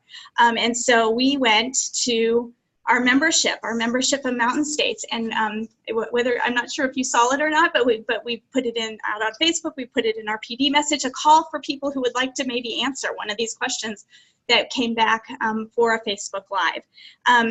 The first 2 methods, we got 1 or 2 people that said they would, but what really worked was we reached out specifically to starting with a geneticist and genetic counselors, knowing that this genetic testing question was one of our biggies, and wrote specific, and sent specific emails to those individuals in our region asking if they'd be interested in participating, and we got a great response. So we started recording people. So even though we're calling it Facebook Live and we're putting it out in a live mechanism, we are pre-recording because some people are nervous about talking live. So we're using Zoom, just what you saw up here today with Alisha, and we're recording the answer, and then I'm editing that into a video, and then we're playing it live on Facebook. And so our first one just went live on January 23rd, and Heidi Wallace, I think might be on the phone. I'm gonna see her up there. Anyway, Heidi Wallace from Utah is she's one of our co-leads for our Utah team, and she is a consumer advocate with Association for Creatine Deficiencies. And one of the questions that had come up, or one of the categories that had come up, was on consumer advocacy, and the question she chose to answer was, how do you get a researcher interested in doing research on a rare genetic condition? And so I'm going to encourage everybody, if you have not seen our first Facebook Live, to go to the Facebook page. It's under the videos tab. You can find it quickly that way, or you can scroll back down to January 23rd. But as of just 2 seconds ago when I checked, we have 425 views on that first Facebook Live. We have 861 people reached, and we have 139 engagements.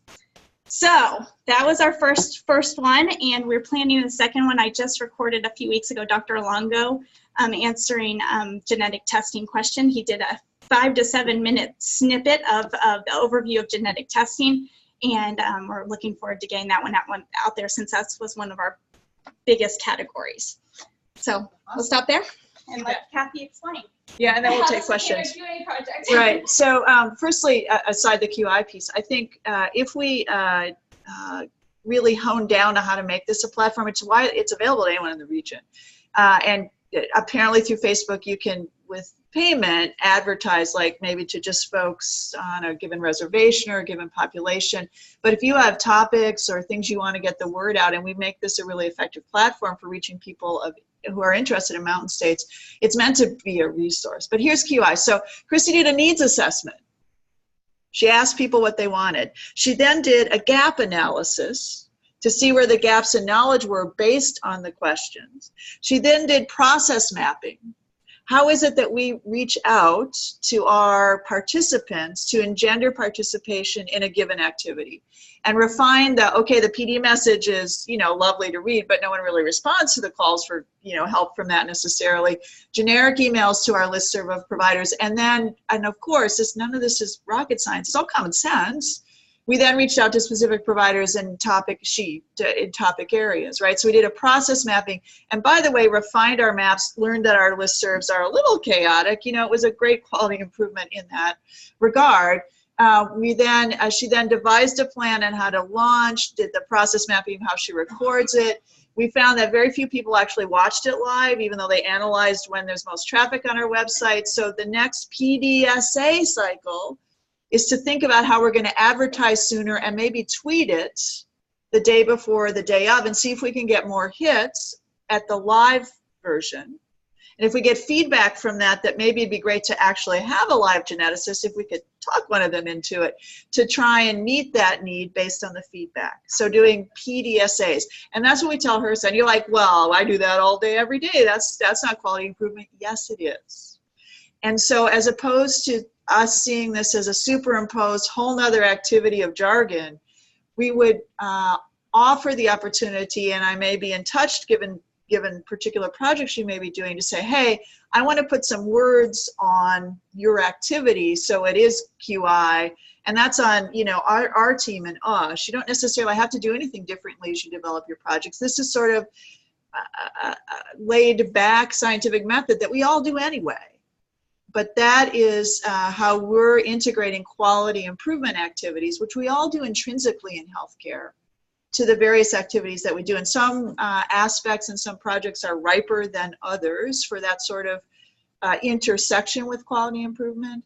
But just know that if you hear that we reach out in some work that you're doing and we're asking you to say, how'd it go before and after, that's the way that we're integrating this call to really use quality improvement techniques in the regional activities.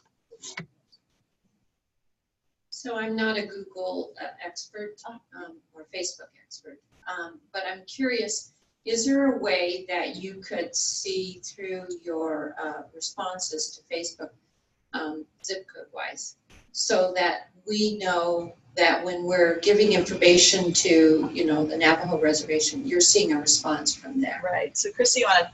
Yeah. Sure.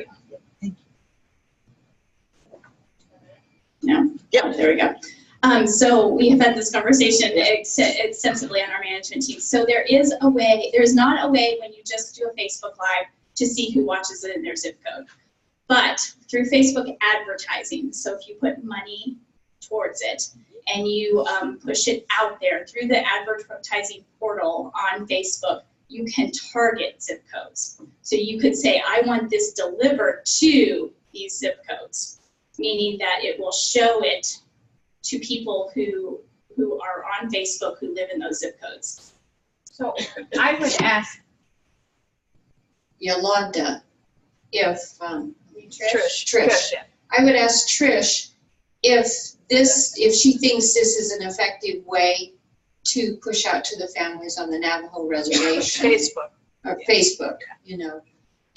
Are they going to, because of the issues of connectivity and everything, is that going to work for the Navajo reservation? Yep, hold on. Thank you, Trish. I think it will work using the new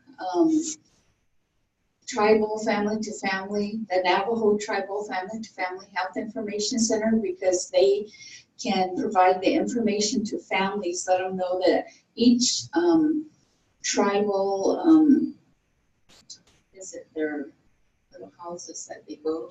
Oh, the chapter houses, that they have internet in each one. Not that it's up all the time, but they do have access to it.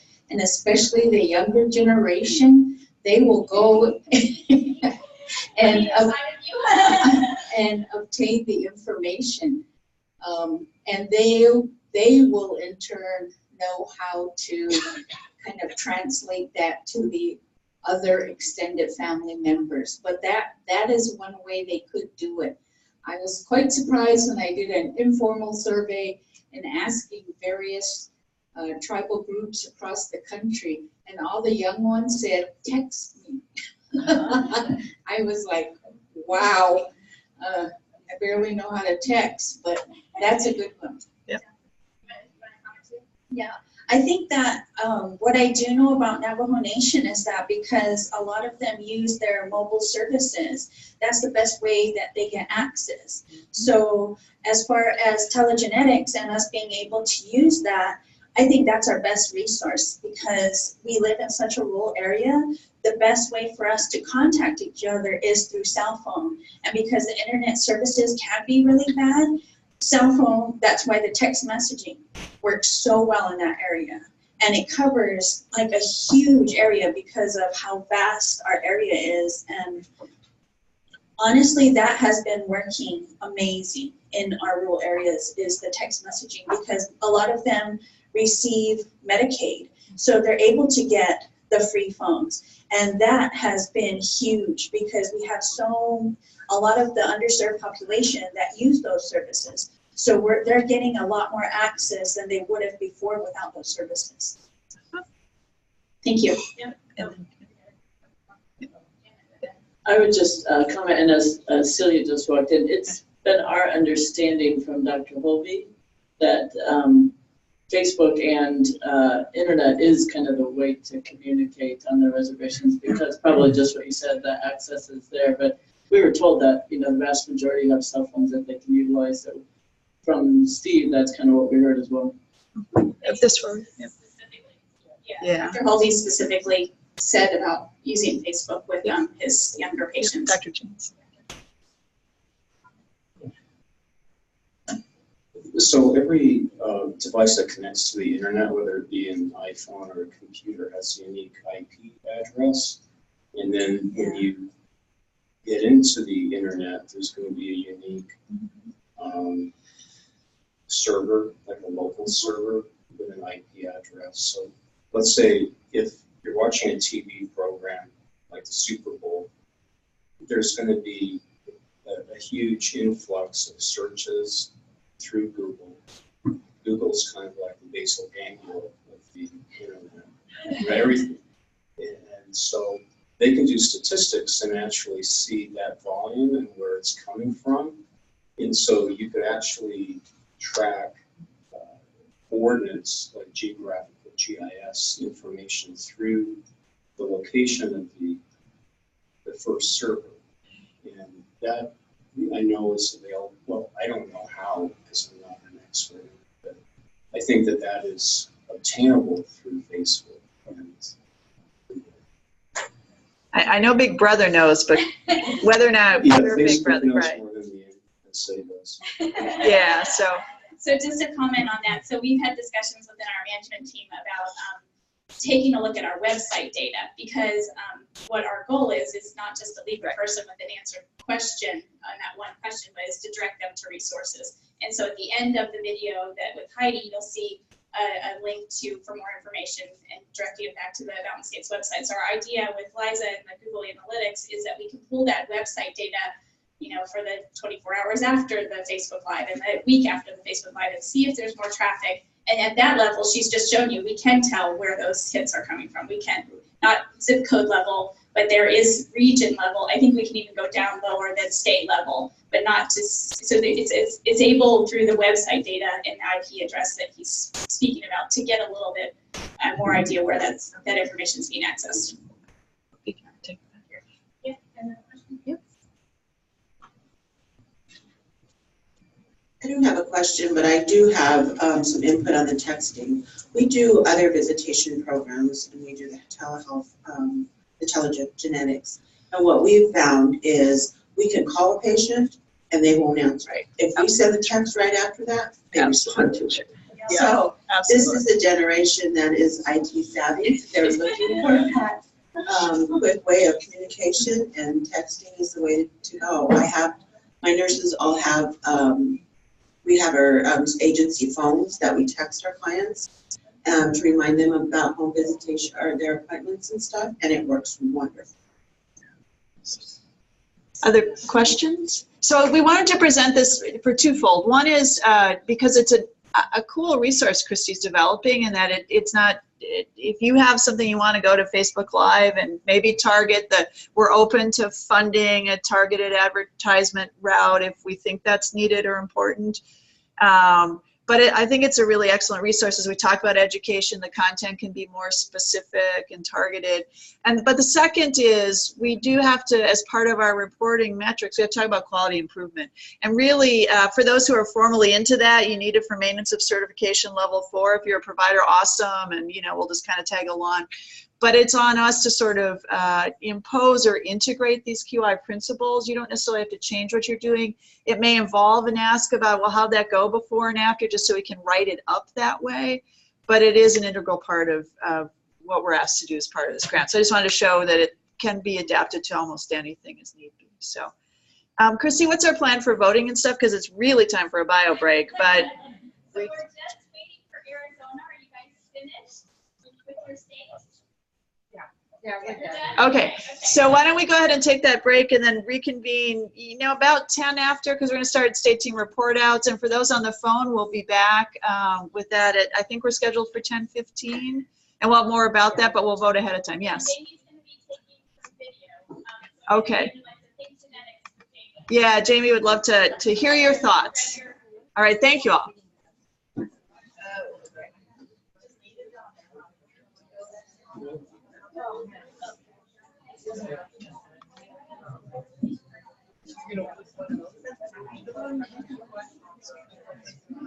These are fancy presentations, honest. What we are interested in is, having gone through this various exercises for various things, to have someone from each state team here, and then for those who have joined on the phone, to let us know really 3 things. You've got this template that we had you to kind of guide thoughts about things, but really 3 things we'd be interested in hearing. One is, what project or projects do you envision conducting in the remainder of this, yes, Liza, 1 year and 4 months of the grant cycle? It could be building on what you've already done, could be going in a different direction, or really plowing ahead with the direction you've already started. Secondly, not each of these categories, but what do you perceive is going to hold you back from achieving the goals of that project? Partly because we want to listen, other states want to listen to see if maybe there's some resources or other things that we can bring to bear. And then the third thing is, assuming those resources become available and you get done, what will the projects have accomplished? What will be in place? I don't need exact numbers, but a part of the state will be served, a certain population, a certain number of new sites will open. What would your aspirational goal be at the end of the grant cycle? In a year and 4 months. So what's the project? Kind of give us a description, and tell us about the population served, etc. Secondly, what might hold you back from that, so we can maybe together try to problem solve with you. And then, assuming we can overcome any barriers, what would that look like at the end of the grant cycle? All right, so I think we have colleagues who need to leave at noon. Do you want to go ahead and start us off here from Wyoming? Yeah. My friend Dawn is not here, but Linda is. All right. Yes, I did. Yes. Let me see. May I take this off? Yeah, but wait, I need to see where did you put it? On the desktop. Is it open? It just says, if you can get to the desktop. There it is, right here.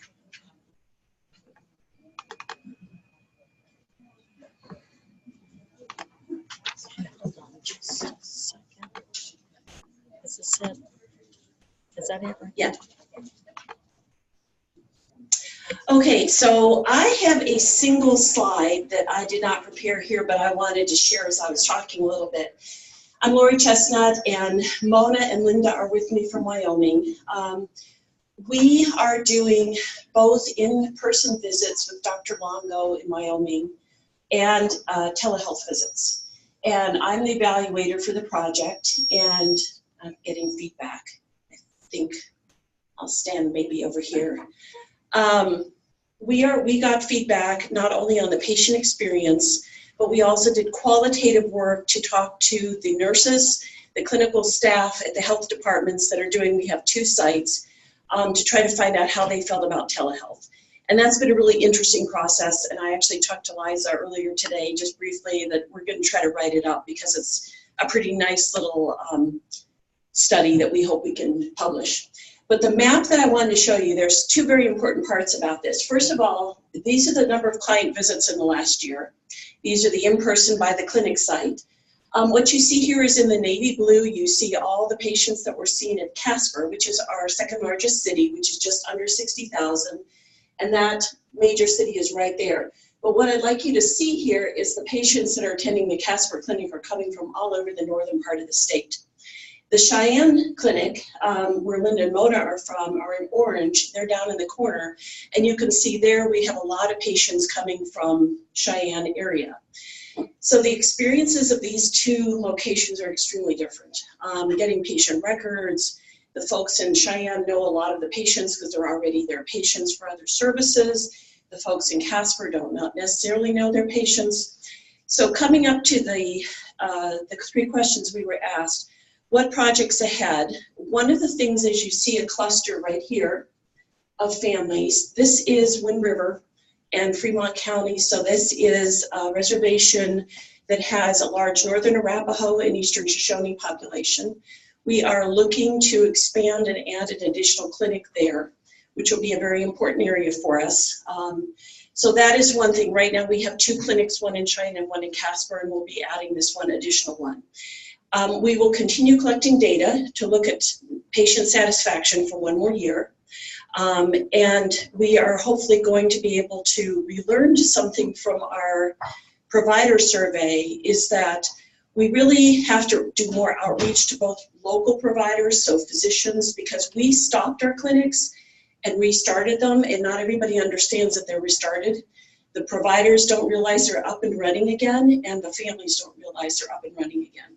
So we're going to be using a lot of the resource materials that you shared today.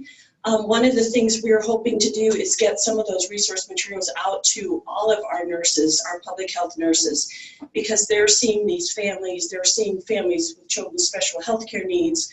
So the resources that we shared, that you guys shared today and yesterday, were very helpful for us. We're also going to be making more connections between the families that are seen in our genetic clinics and our children with special health programs. There's a lot, the nurses are experts in knowing the resources. And for instance, when we have a patient attend the Casper Clinic who's from Cody, and our provider, Dr. Longo, says they need water therapy, and ask the nurses in Casper where you get that, they don't know. But if we connect them back to the children with special needs folks in Cody, they will have those resources. And the third thing that we're going to be doing is doing more training for staff to implement telehealth, how to use the equipment better, more about families and resources. So we're going to be connecting some dots within our own system that right now are not. Issues that we see, we're a small state. There's a handful of us. You know, Carly runs both the newborn screening and the genetics program. Linda and Mona have really a huge caseload, as most of you probably know, at the local health department level. So it's really hard to get staff time. We have to be as efficient as possible. And what will be in place next year when we come to one of these, we hope we'll have that genetics clinic in Lander in place. And we hope to have more connections within our current system. But the map really showed 1 billion. I was looking at addresses before, and it said a lot to me, but when we look at the map and see how these different locations are spread out, it told us a lot about some of the issues that are going on in the clinic that we just couldn't really describe in any other way. Linda, do you have anything else that you'd like to share? No? Any questions? Yes, ma'am. Are you thinking for your public? Here. Oh, here, I'll change it. I bet you know how to turn it on. So for the public health nurse outreach that you're thinking about, is you are going to use some of the tools that we have. How do you, are the public health nurses current? So you need to get a lot of public, or a wide swath of public health nurses who would be serving the genetics patients in those clinics. Is there an organization in your state that you could work through, or do you just happen to know them all, or how do you get them? We are very well connected. We only have 600,000 people in the entire state of Wyoming. And so we are a small group. One of the benefits of us, of being in a small state, is we're really closely tied together. We have to be. We're also a frontier state, so there's a lot of benefits to that. There's a lot of negatives, but one of the benefits is just knowing each other, and we'll just be working through our public health system, which is already established. Our public health nurses are in our remote offices, sometimes one nurse, I believe, and it can be pretty small, but they're well connected. Other questions? So what I'd have from the sort of regional level is, to the extent that we are able to collaborate by providing like resources and other things, to the extent that you can sort of keep track of that, you know, vis-a-vis our conversation this morning, each time you've done that, the region gets credit for and demonstrates the value of this network by virtue of providing those resources and facilitating those connections. So as I'm sure you will as an evaluator for your own purposes, we'd be eager to share in that information to tell the story. Yes, we'll definitely keep track of all that and keep reporting that. I was at your guys' table when we did the team pairings, and you mentioned a resource that would be helpful to you. Do you want to talk about that a little bit? Yes, one of anybody else in the region. One of the things that we struggle with is our patients, even though we explain to them what telehealth is, they don't understand it, and we're definitely going to be using those videos. But a lot of our moms are not necessarily connected or may not see that video, so we asked about having a brochure that we can send with the initial appointment letter. Because one of the things we learned from our health professionals that are in the front line is that a lot of the families that we're serving, that not only the children have developmental delays, but the parents have some issues too. So repetition is really important, pictures are really important, low literacy, written materials are very important, and you can't say enough how many times, you know, you really have to repeat it again and again. What is telehealth? I will tell you, I presented our information to our EPI work group, which is a group of highly trained professionals in our state. They did not really understand the difference between telehealth and telemedicine. And so if they don't, our families struggle. So that's one of the lessons we learned.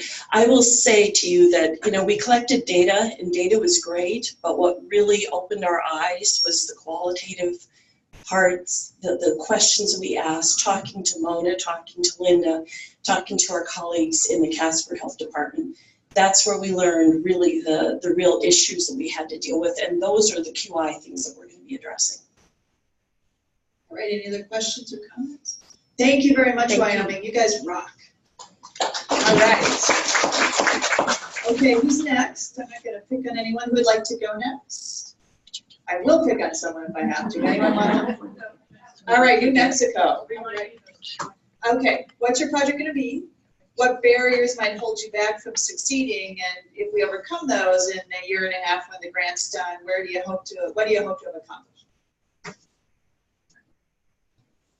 right, so I was deemed the person to read off our list here.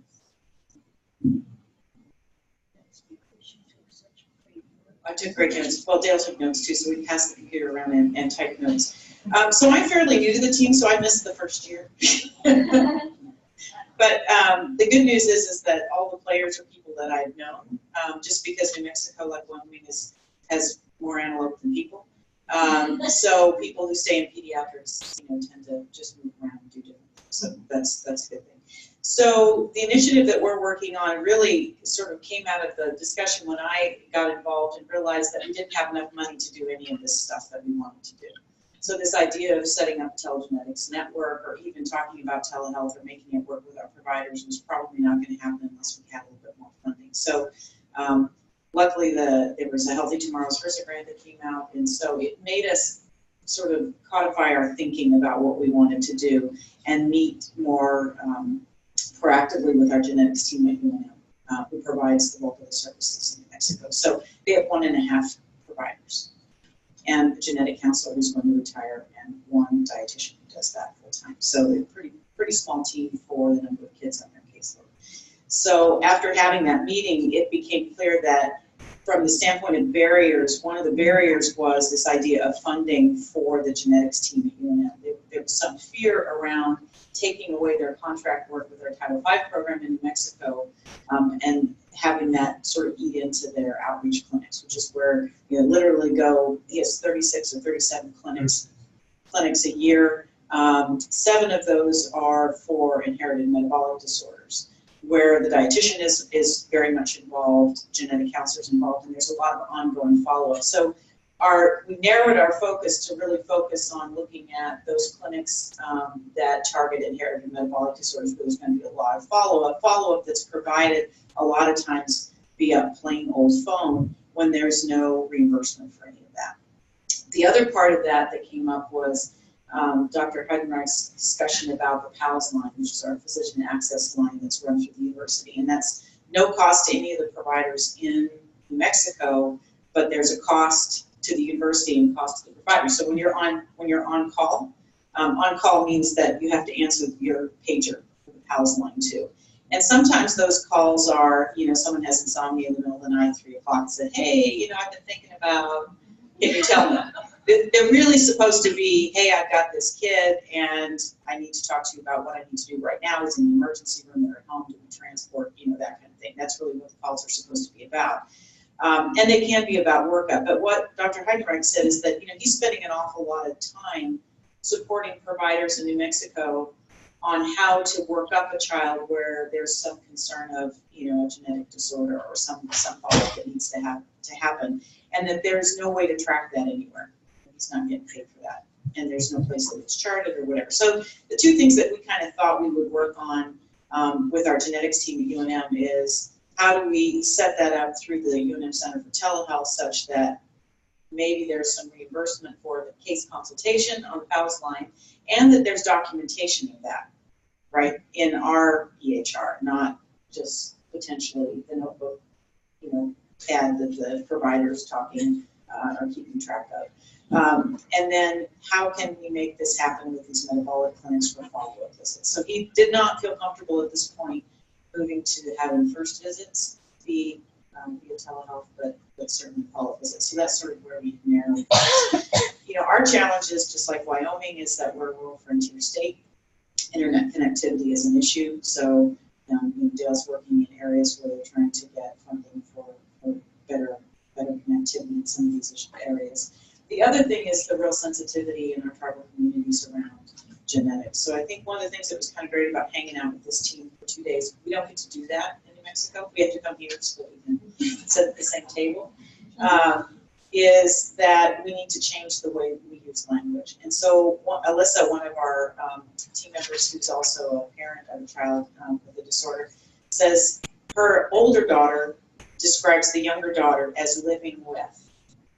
And she related a story about, her saying, that when a friend of her older daughters was talking about why doesn't your sister talk, or why doesn't your sister walk, and she said, well, she's living with Williams syndrome. And they're like, well, who's Williams? But I think it's kind of an interesting way. So I learned, just today that part of the conversation that we're going to have with the community about whether or not they want to do this is going to be a lot about our approach.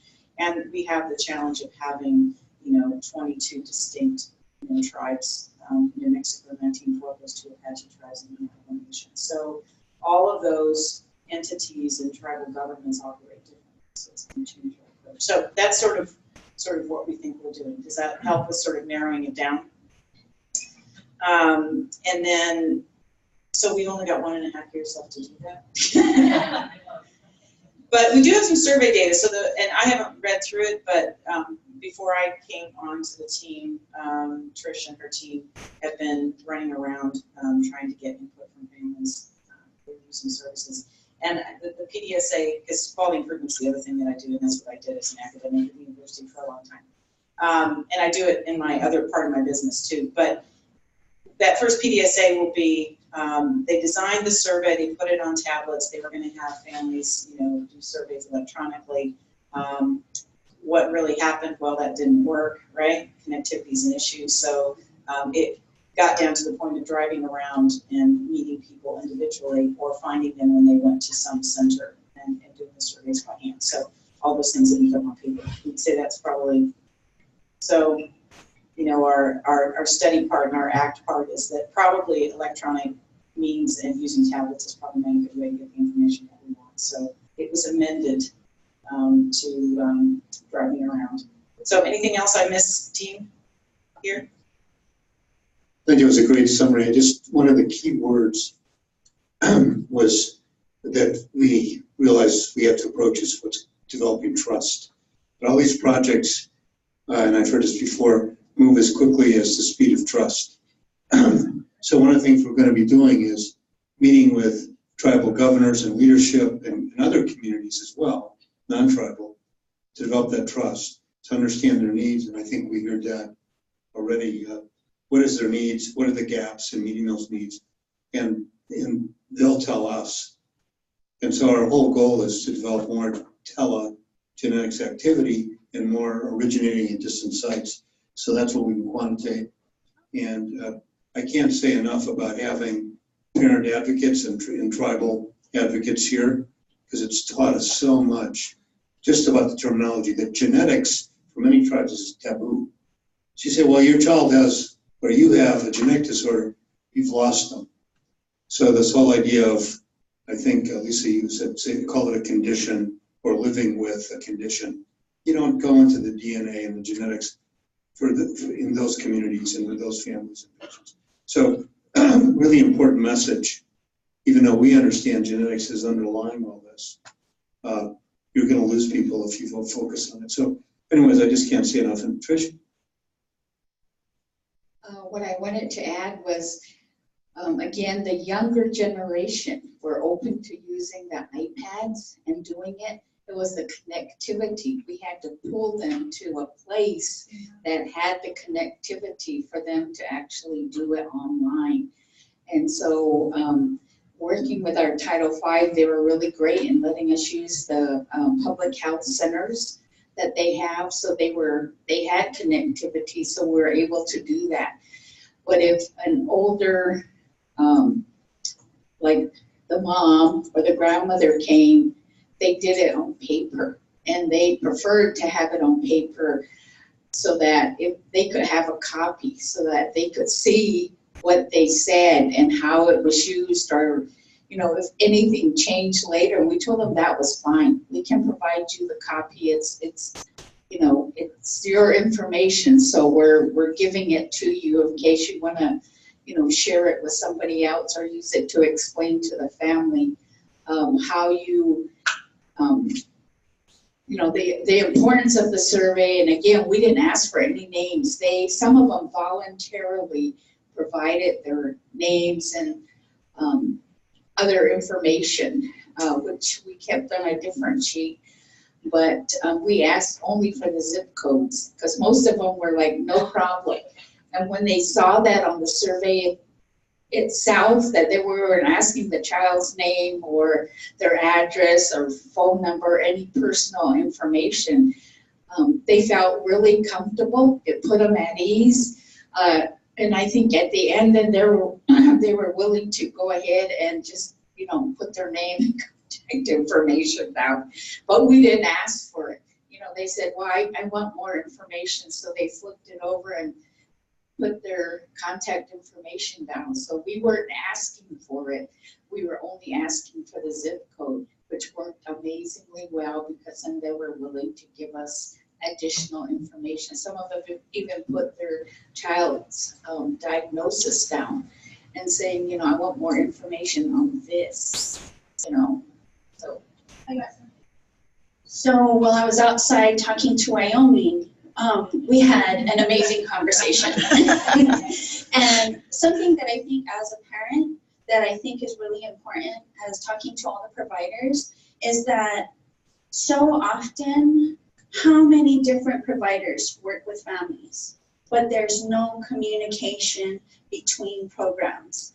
So we're dissecting families and expecting them, because they only know one contact, but because all the providers are higher up, they're the ones that see all these different programs that are working with these families. So if we're talking about the continuity of care, I think that from the top, there needs to be a better communication, because we're overusing some of the opportunities to build, and if we could save money, we really could, because we're doing the same thing that other programs are doing, and then we get parents going, well, I already got that.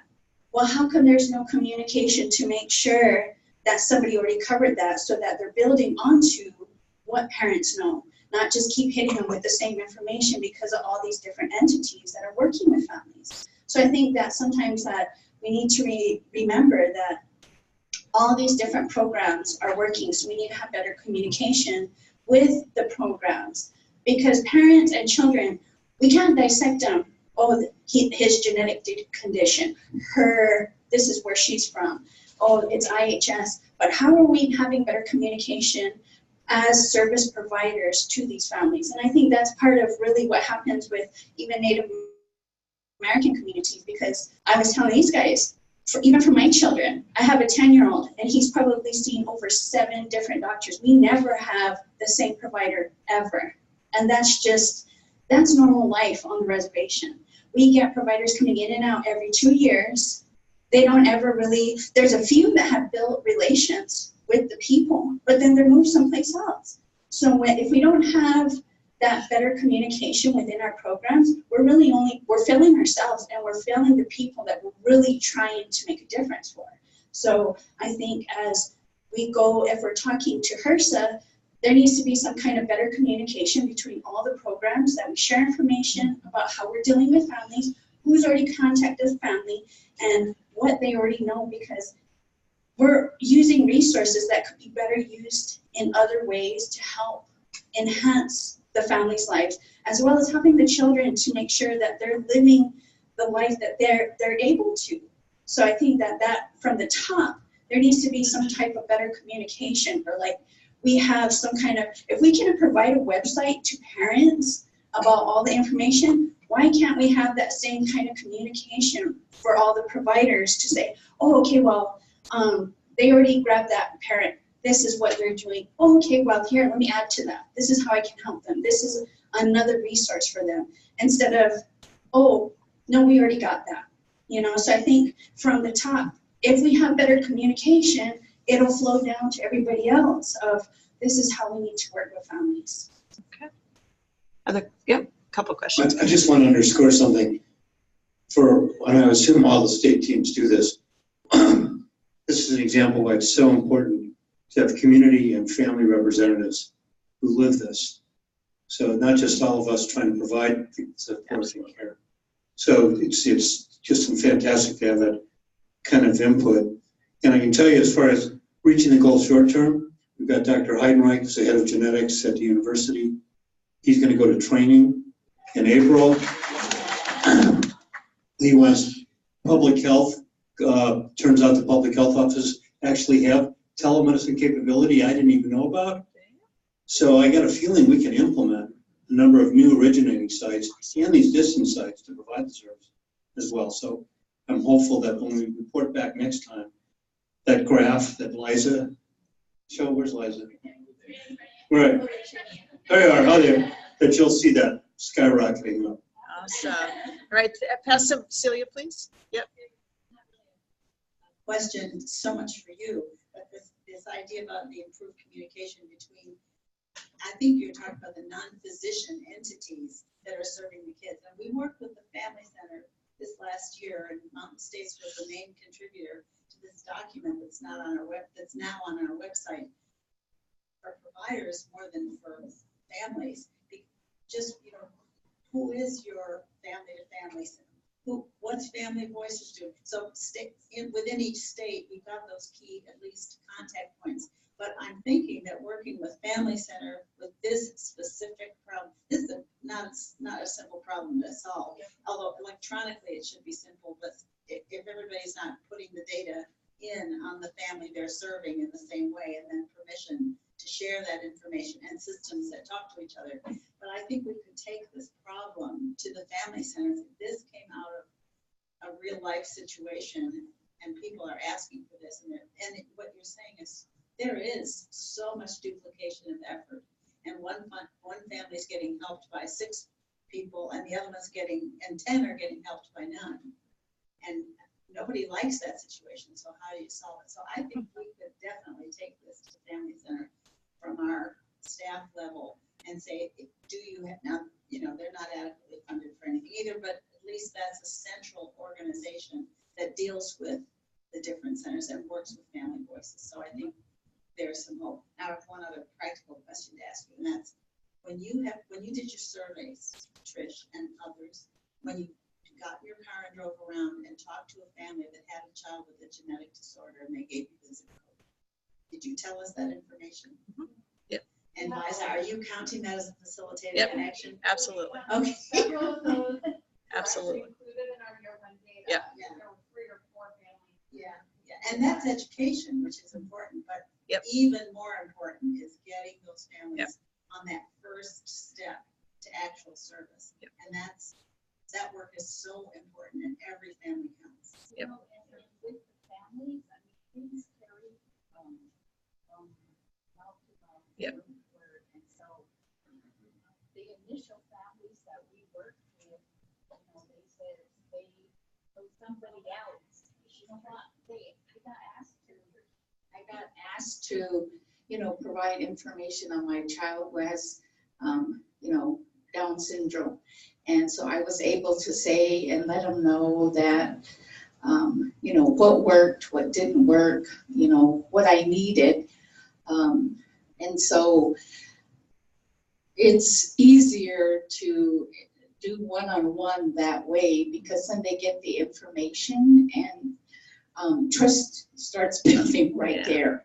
And so that was kind of a way of expanding and get our foot in the door, because I started receiving calls saying, my sister's cousin's niece, said that you came to her house and she, provided you this information. Well, my other niece has a child with, a similar condition. So will we get to provide that, the same type of, because what we needed was different from, the other one. And I told them, I'm sure you will.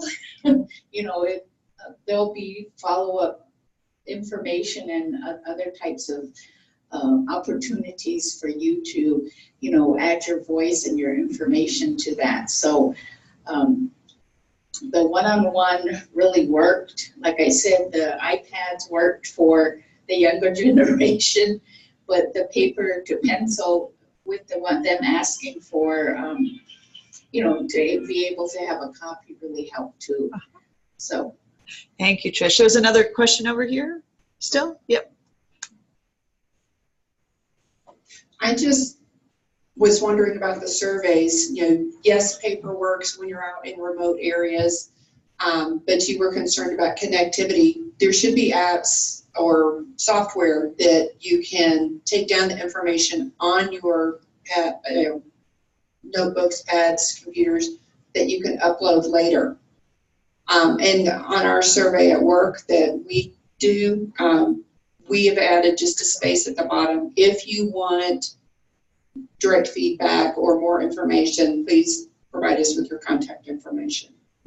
Just be one simple line to add.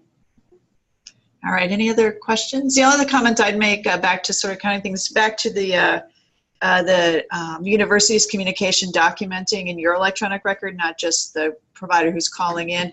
That's what Northeast is doing, the Northeast Regional. And so should you establish that, and to the extent that your workflow permits, cataloging that counts as facilitated connections as well. So I'm not just all about the numbers, but we should be able to reflect the work that's being done. That's a nice innovation that we should be able to capture.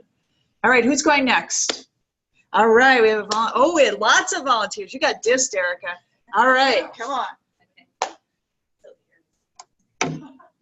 Okay, so,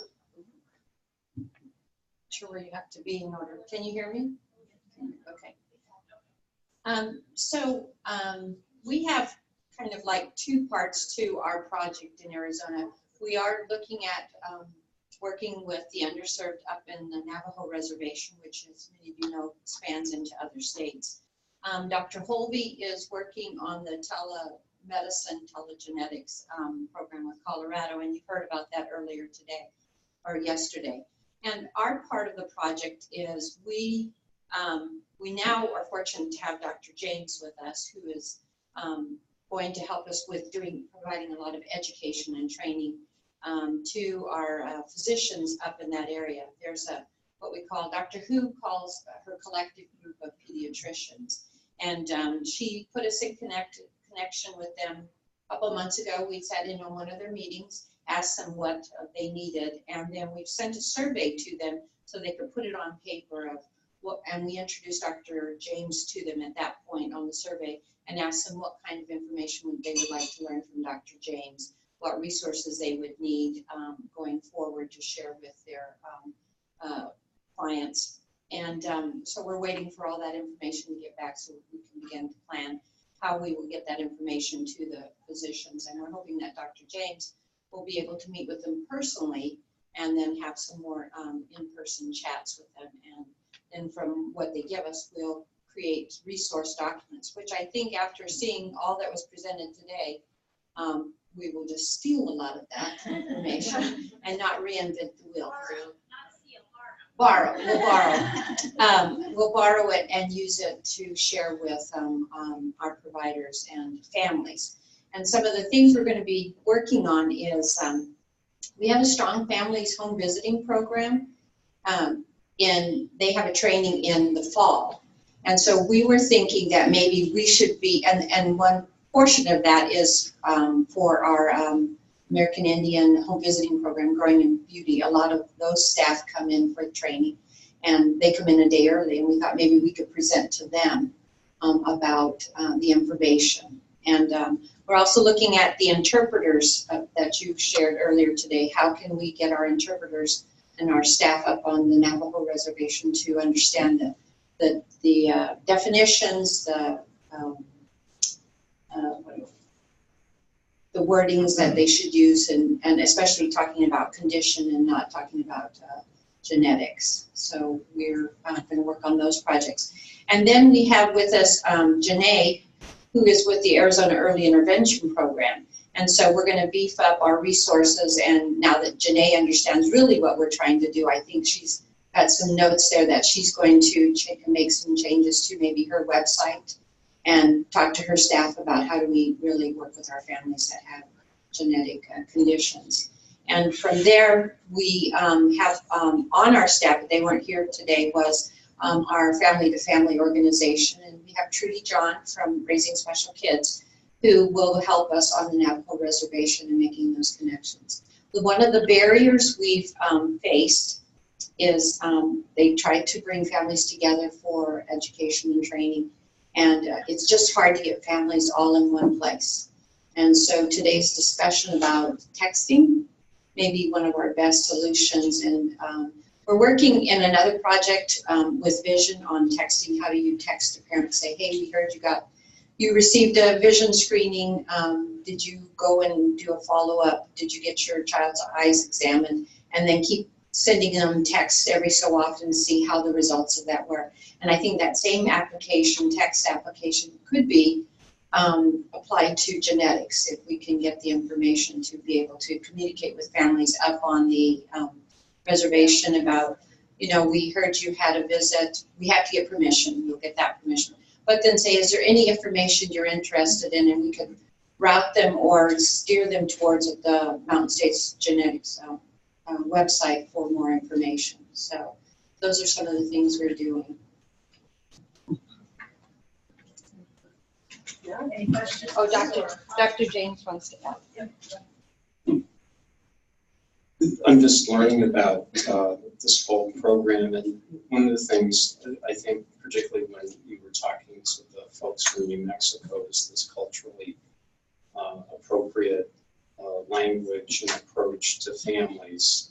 And one of the thoughts that I initially had is it would be kind of neat to have the video that the tribal elders and other representatives and parents have from that tribe, and maybe some of the other ones that have a large presence in whatever region that area it might be, that could then be presented to providers in the locations who actually see the kids. And that might actually help, because we have a fairly good understanding of what these conditions are, but the real aim is to help the families understand it so that they can continue to provide the consistency of care that the kids need, as well as to the providers. And I think that communication, certainly for me, is one of the hardest things. And I don't know if it's like that for everybody. I think good communication helps in the overall care. Right, comments? Yeah. So of course I have to ask this question. Bandwidth for clinics in other areas?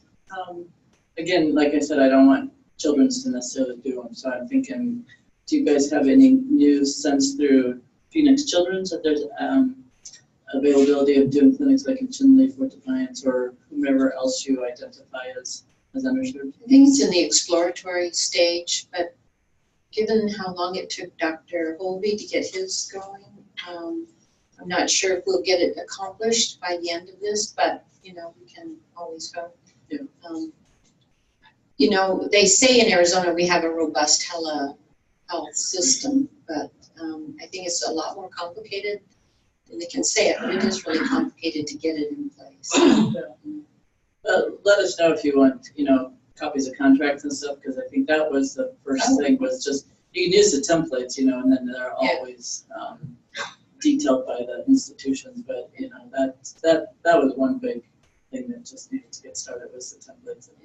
And I think your comment earlier regarding having the equipment in a location, like in public health, we have telemedicine equipment there, telehealth equipment, but I think the obstacle is, how do you get people there? Because we're not going to move it anywhere; it's going to stay there. How do you get people there, like specialists, like Dr. John James, to come in and practice there? My sense, at least at Tuba City, and I don't know about the other ones, that they already had the equipment because they already do in telehealth. So they already had a contract, for example, for telepsych. And so I think some of the areas are probably more connected than you'd anticipate.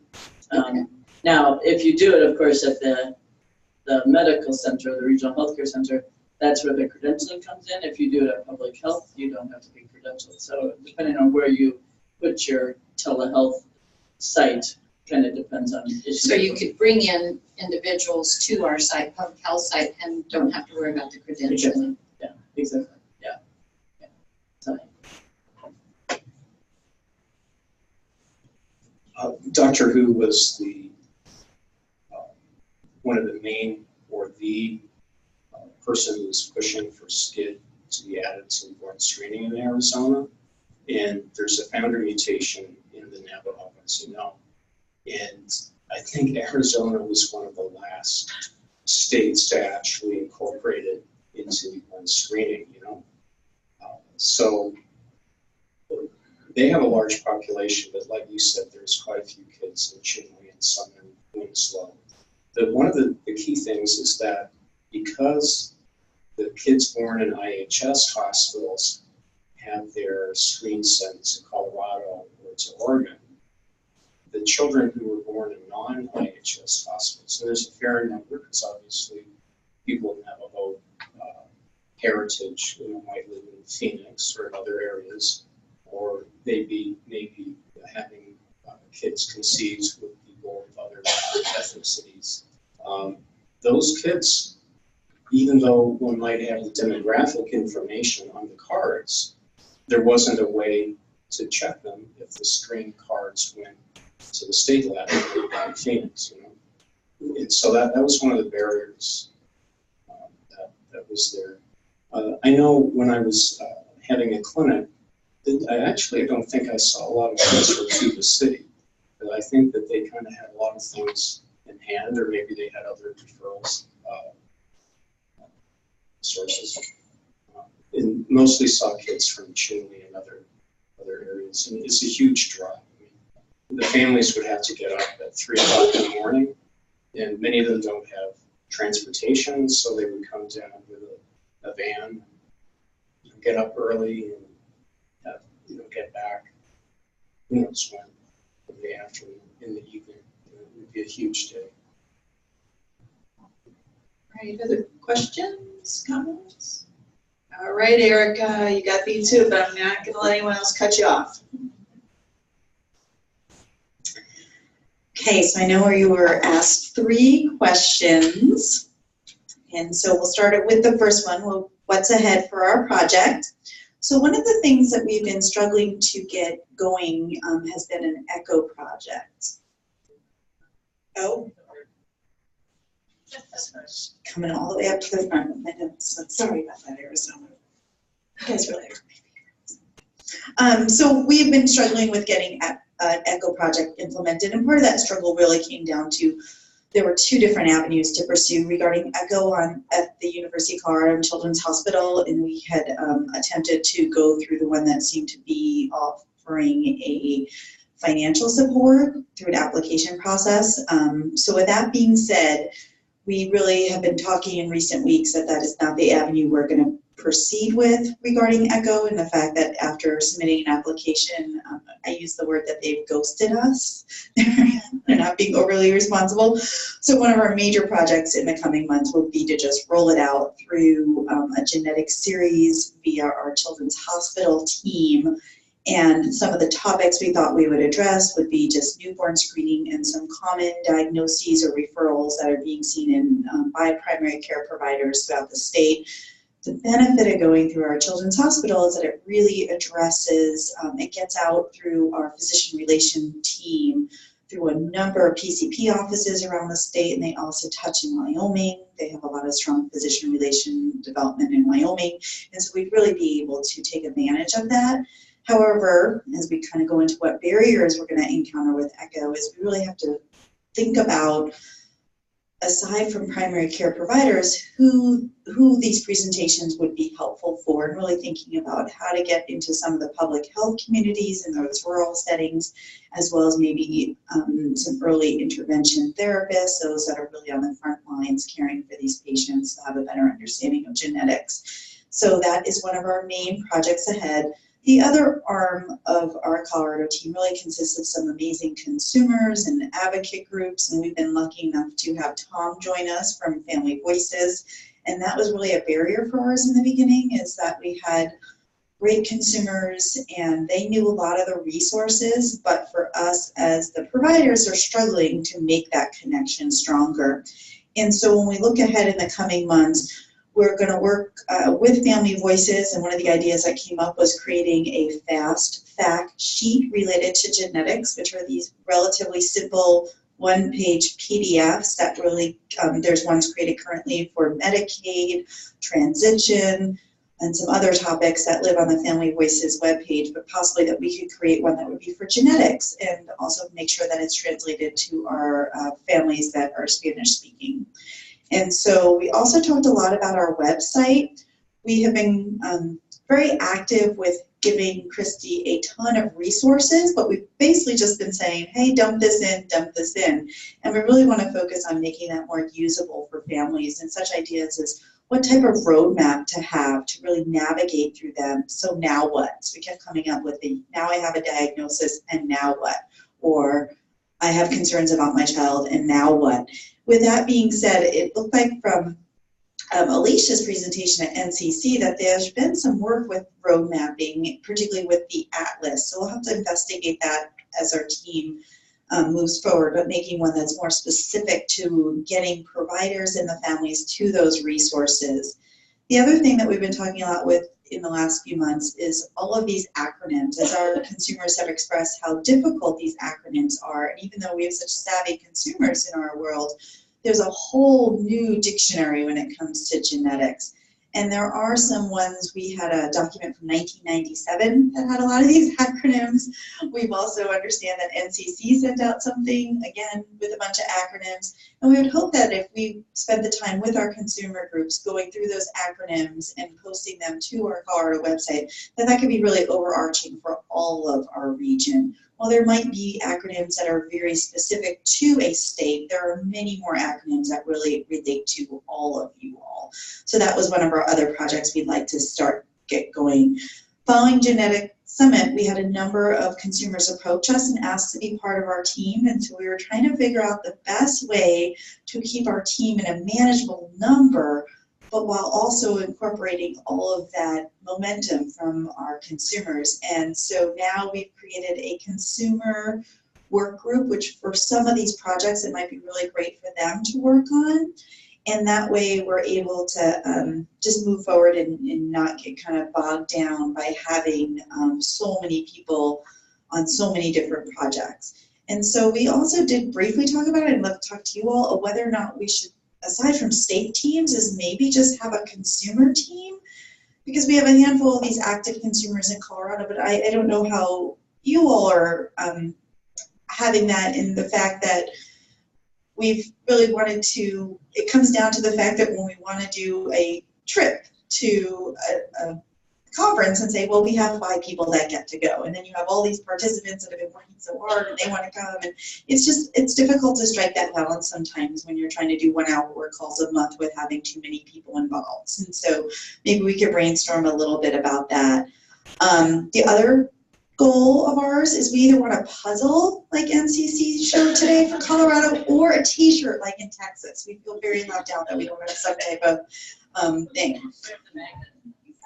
Yeah, I know, but do we take that and make it a puzzle? Like, we have to brainstorm about that. So when we think about what barriers we face in the coming months, we did talk a little bit about the ECHO. I think our biggest task in the next few weeks will be getting buy-in from the Colorado Children's Hospital. We had done an ECHO Lite with them, and they were really excited about moving forward, and we put them on the back burner because we were dating with the folks at the Colorado ECHO. And again, now we have to go back to Colorado, the Children's Colorado, and make sure that we again can talk with them. And our thought would be to go to them in the coming weeks and really present to them the idea of a series, that we're not just here for this one and done, but we want to have, we have topics. And aside from doing those common indications and newborn screening, we also want to do one regarding advocacy and resources for those providers in those local health, in those communities, that they can provide to their families. Other barriers that we think is, again, just making our website more usable for the families, not so overwhelming, and trying to figure out ways to just map it so that families can go to that site and really be able to click through and get to the resources that we find most important for them. We also want to broaden our Spanish-speaking links, in the fact that we have Madmins, and we've spent some time this previous year going to some of these, one of the organizations for families, individuals with disabilities, that for Spanish-speaking only families, and we want to make sure that our website is actually a resource for them, because I think right now we feel like that's a barrier of ours in going to that. And another thing that Jamie brought up is a little bit about when you're out in the community and you're talking to families, they think of Mountain States Regional Genetics comes off to them almost like a genetic testing, or something that they can go to figure out a diagnosis, versus the resources. So kind of working through what that is from a branding perspective, and so they have a good understanding of what, when we're offering them following clinic, that they have an understanding of what that might be there. As far as what we hope to accomplish, I think we want to just keep hounding away and getting our Echo series rolled out and making these, moving through and getting these resources created and passed around and making sure that we're doing the best we can for our families in Colorado. Is there anything else, team, that we're forgetting? Okay, so Kathy's coming up to the microphone.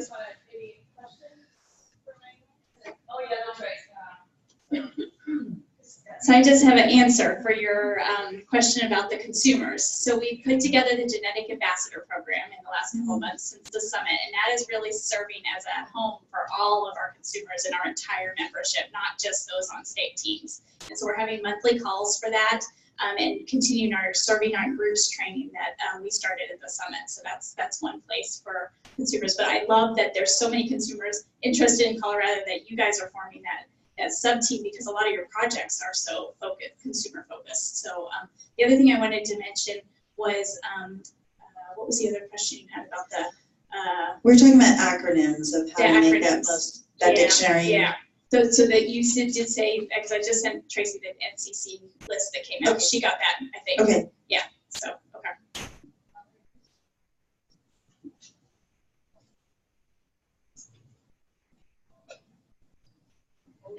I just put a candy.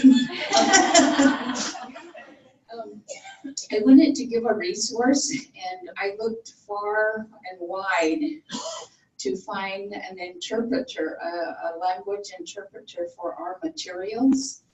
And so I found this amazing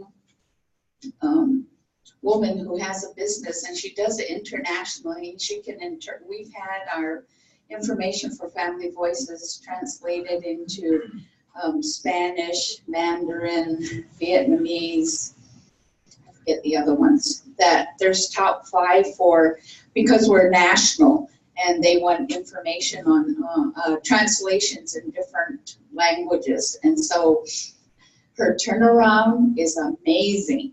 I mean, I called her and said, okay, you think you can get this turned around in 2 days? And she's been amazing. And the cost has been amazing.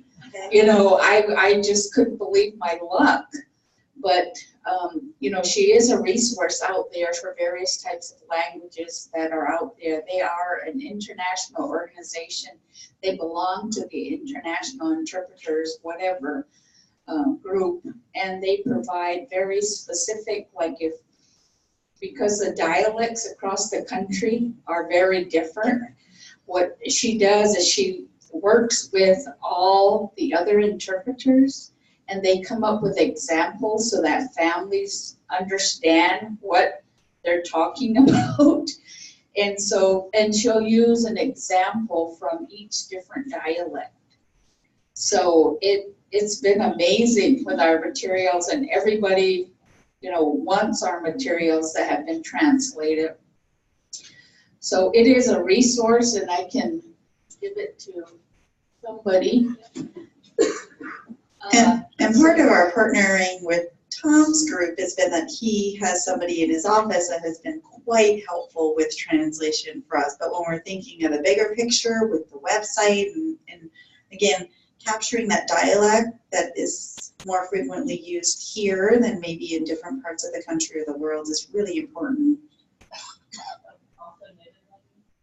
Yeah, she's getting into that right now, but she's, because they started out internationally, they do everything, like again, the big thing for us was getting the Spanish interpretations, because we get everybody into the state, you know, who are from everywhere that speak slightly a different dialect. The Indian ones for American Indians are probably the hardest to get. And so it's, yeah, they're all, yeah. And so, you know, she's interested in that and looking at kind of touching base with colleges and universities to see the students who are from Native tribes that have an interest in that. But right now she doesn't have it. And the caution there is because our dialects are different and it is very descriptive.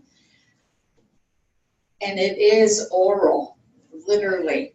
I think to stick with that is a lot better than trying to translate it into, and half of us anyway don't read, you know, what's written. I mean, the big thing with Navajo is they did, you know, translate it into the Navajo language, different documents. Half of them can't read it. And so, you know, that was a great thing they did was trying to get it translated. But I think that because most of the indigenous languages really are passed down orally, that's how it needs to stay, because they can ask you questions and you can give examples so you get the right one and you know when they light up, ooh, that's it, you know. Awesome. Thank you. All right. So Erica had another question and I had a comment on the communication piece. So she was the question of how do we capture the count on the people we're reaching as far as the projects and things that we were talking about, that she was talking about the state. So I think it's doable, but I think what I defer is a deeper discussion with Liza. And both here, as you know, schedules permit, lunches coming in a little bit. There's meant to be time for those who don't have to fly out to continue networking and dig into that. And or Liza's quite willing to join any state team calls, you know, by request, or if we see an opportunity, we might interpolate ourselves. But I think that there's ways to capture that. And my communication thing was, you know, I've seen a lot of chatter online and interacting with people, as well as, you know, I think it's important that we're talking about and thinking about our wording, our verbiage, and the way we're communicating with different ethnic groups and different underserved populations. But I think on the bigger picture, it's important how everything's being communicated to the general population as well, because these people are in crisis mode and they're not feeling the warmest bedside manner. They're feeling kind of forgotten about, or how they're in crisis mode. And so with that said, I have a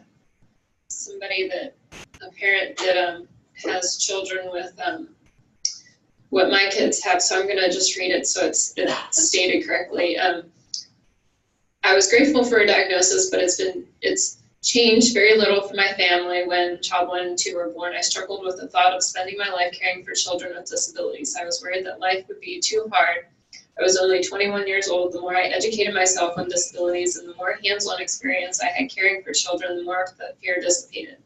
In fact, that fear eventually evolved into the fear of continuing to live my own life, if I outlived my children. That's why I'm in law school now. So her children are in their 20s. I know that fighting for the rights of people with disabilities is the only thing that will keep me going. Thus, I think it's critical to have resources that help families to emotionally cope throughout the various stages of life. Counselors, mental health experts in the field can provide some great information. It would be a great start if you could just find 1 or 2 mental health professionals that would provide families with articles on coping strategies, because randomly Googling this information seems to cause more harm than good for most people. Great, go ahead, and I'll have the Texas team make their way forward. Okay, last group. I was just, because of Arizona, you guys were talking about trying to get more people from like Navajo Nation to come. For anybody working with like Navajo Nation or even any tribal entity, food.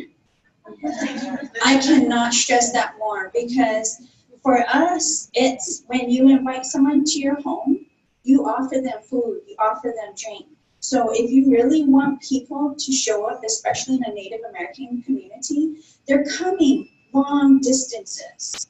So if you can provide them food, they'll bring not only themselves, but they'll bring the kids, bring whoever else is involved with their child, because for that distance, you're helping them save money because there's going to be food for them. And even if you have incentives like a gas card, that would be huge. So if you're really looking at trying to engage with Native American communities, it's all about the food. You tell them food, you'll have the whole nation there. And a big menu. Go ahead. Is this on? Yes, it is. Okay. So I'm Casey, and I didn't just join Texas, but I just joined the Texas team about a month ago. I hear the whole theme that everybody's sort of evaluating what they did in the past year and trying to go full steam ahead to make their projects better, and Texas is no different. So I think that in Texas, initially the focus was on getting the audience of primary healthcare providers, the doctors, and pediatricians were our focus. And I think that we came up a little short of our goal by going to a pediatric summit, a pediatric convention, and trying to get this sort of audience to pay attention to what we were offering. And so we didn't really have the traffic we wanted, and now we're refocusing on who do we need to focus on to get this message out. So we've had some brainstorming here at this meeting about nurses, school nurses, community clinics, nurse practitioners, maybe even those providers who have some autonomy, so that we don't have an extra step. If we pick school nurses, then they still would need a doctor to sign off on the testing, versus if we have a PA or a nurse practitioner, they are an entity in and of themselves. And in some of these underserved communities with community clinics, maybe this is where we need to go. So we made some lists of those organizations that might have access to those people. And so that's the direction we're going to go in now. I hear what everyone's saying about how do we get the message out, and how do we make the message succinct so that we are not duplicating our efforts, so that the patients and their families know what is out there. And that's, there's a piece up here about the providers knowing access to genetics care starts with them. And primary healthcare providers have the tools they need. They don't need to be afraid of a genetic diagnosis. They need to be empowered to take that first step, so that they're handing a geneticist a package that's easier to unwrap than one that they have to start from the beginning. So barriers in Texas would be, our team, I think, got a little leggy and a little big, and now it's sort of come down a little bit, and I've jumped on board, and Melissa and I are going to co-lead the team. I think that we've got a good balance of practitioners and professionals and consumers. I think that the size of the state is a little bit of a barrier, because they say, how do you eat an elephant? One bite at a time. It's hard to look at Texas and not be overwhelmed with our underserved population.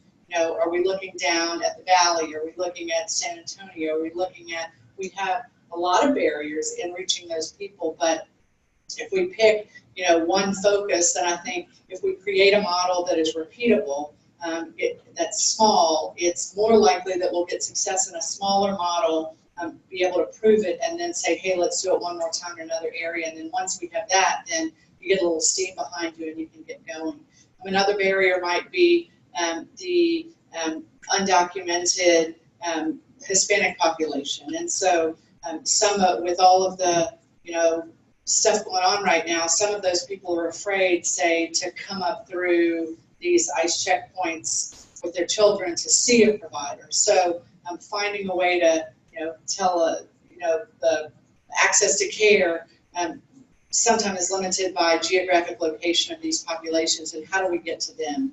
We even touched on the number of genetics providers is a big problem. And of course, coming from a medical background, I say, hey, let's go to the students, let's go find some people and make them go into genetics. I think that's way out there, but is that something that we can touch on? Maybe not in this particular project or focus of a grant cycle, but that certainly does increase access to care if we can get consumers talking to those medical school students to show them that genetics is not just looking through a microscope and reading a microarray. Genetics is talking to me about my son, and it's fun, and it's it's fiery and passionate, and it's you're making an impact, just like if you're a pediatrician giving a vaccine to a child and stopping disease from proliferating in a community. So we have lots of challenges, but we have lots of new fire in our group, and we're excited, and we have lots that I think we can do. And so I think that our focus now is going to be picking a population to target as far as getting that message out, and then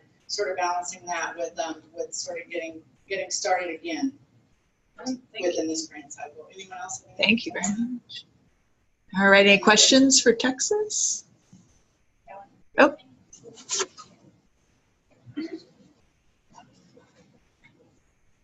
So I don't have just questions specific to Texas, but sitting here and listening to these conversations and stuff, I've been in public health since 2004. So I've been to these meetings, I've seen the work, I've seen where HRSA has gone and the grants and writing the grants for the programs and implementing the programs and stuff. And what I've seen at that time was everybody was working in silos and they weren't sharing information. And I feel like we're there again. So I really, you know, this is when you attend these meetings and when you attend conferences and you walk away with new information and you walk away with the desire to do better and to do more. I want you guys to really revisit that more often and ask yourself, am I really working in a silo? Am I expanding what my services out there? And am I really providing the care coordination for these clients that they deserve? Because, you know, when we had our conversation outside, we really both talked about how people do work in silos and how everybody's doing their own programs and their own jobs, but we're really doing a disservice to the client in general, you know, overall, because we're not coordinating their care. We're really not using the funding appropriately for that client because we're duplicating services. We're doing the same thing other people are doing, and we're really not overall helping the client in the long run. So I just really want to leave that with you guys and to walk away with that, because I feel like sitting in this meeting as working at the local level now, this was a great meeting because me and Linda have learned so much of how we can really help our clients with genetics and with the telehealth and how we can expand our resources to them. And that is huge for us to see with those clients because we are where the rubber meets the road and we are implementing those services. But if everybody continues to work in silos, it's really doing a disservice to the client and to what we're really here for and what our passion is. And we wouldn't be here if we didn't care and we didn't want to make that difference. So I just want to put that out there. Okay. And I would say that is part of the point of our modeling of getting state teams together, where across a region you might not know who's working in another state or haphazardly, but it is the goal to expand and understand what resources are available within each state and to call that. All right, sir, Nevada.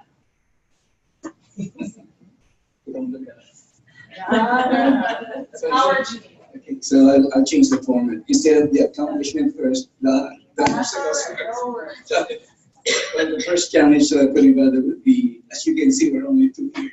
So many of the team members don't have time to come here because, you know, for one, each person has a lot of responsibilities, which could be done by more than one person.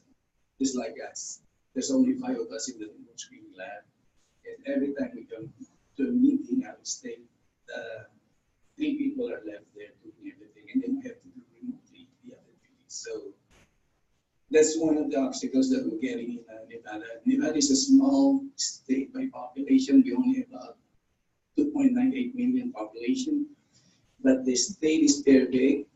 If you put 6 New England states in New Jersey, it won't even cover the whole state.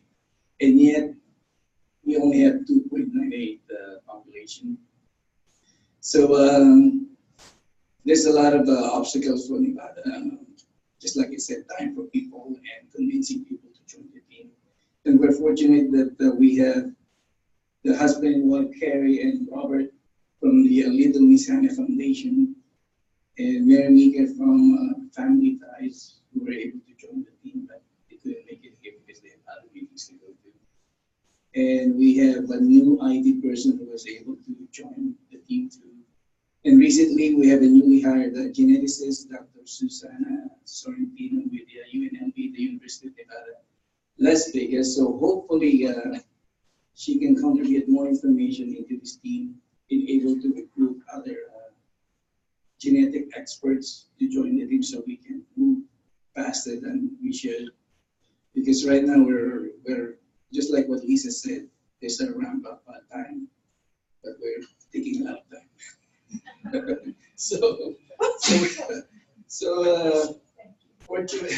Fortunately, last month we were able to do an in-person meeting with the team members, and we came up with a lot of goals in order to meet the objectives of this project.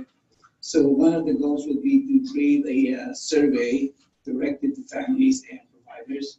That way we know what are the challenges they have in order to access the genetic services. And then we'll use those responses to focus the education materials that we're going to put out there.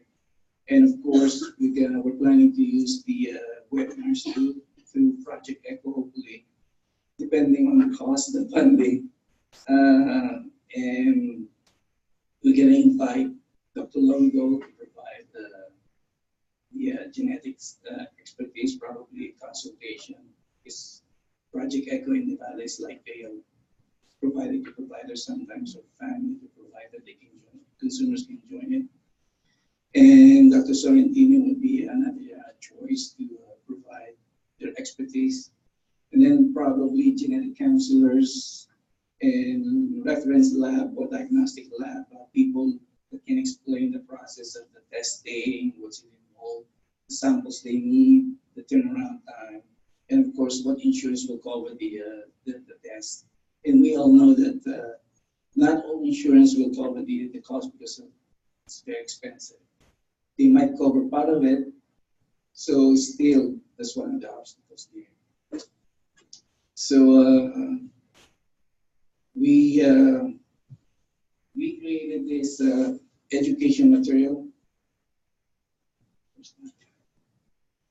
It's a back-to-back. I gave it to Kristi. This is the front, and this is the back. So it will be half a page. Then we're going to laminate it and provide it to the PCPs, public health clinics, and probably schools, public health school nurses. That way they can provide the information to the affected families that they encounter with. And this includes the geneticists that we have involved in the Nevada, the reference labs that can do the genetic testing. And on this list, you can see that there's nothing in state, everything's out of state. So that's another obstacle for the family. And then we have links here for the mountain states to get the information available. Then we have information here about Medicaid eligibility, who are the contacts, so they can get information on which will be covered by Medicaid. And I personally approached the University of Nevada, Reno School of Medicine, the doctor that will be heading the residency program in Elko Clinic, which is about 2 to 3 hours away from Utah, and about 4 hours away from Reno, and about 6.5 hours away from Las Vegas. So it's closer to Utah than the urban cities in Nevada. So hopefully this family medicine residency program will provide some of the services that they usually go to Utah to access. So agreement is being drafted currently, so hopefully by October this year, the residents will start rotating in our lab to learn more about newborn screening. Now, newborn screening is just a small part of the genetics field. So we're hoping that we can get more people that are experts in genetics to be involved, because our expertise is limited to newborn screening. And we're fortunate that Dr. Longo from Utah was able to contract with us to provide the services. We don't even have our own until Dr. Sorrentino is hired about a few months ago. But still, there's a little bit of a contract problem because UNLV is completely separate from UNR. UNR, which the Nevada State Public Health Laboratory and the newborn screening laboratories is under administratively. So there's like a conflict there. So we have to iron out some of the legal terms on how we can have Dr. Sorrentino on board, and we also have to consider Dr. Longo because we have a contract with Dr. Longo. So we have to make sure that they are on the same page when they're recommending things to do with the patients, because if they're in conflict, then PCPs will be confused. So those are the things that we're encountering right now. So of course, the ultimate goal would be to meet the objectives of the project. So we're going to start with the education materials, and hopefully we can do the telemedicine that Wyoming did. So we'll see what's going to happen. If we have the money to do it, our IT said that it's easy, it can be done through the internet. It's a Zoom, so that's what they did. The question is the connectivity, of course, the availability of the wireless providers.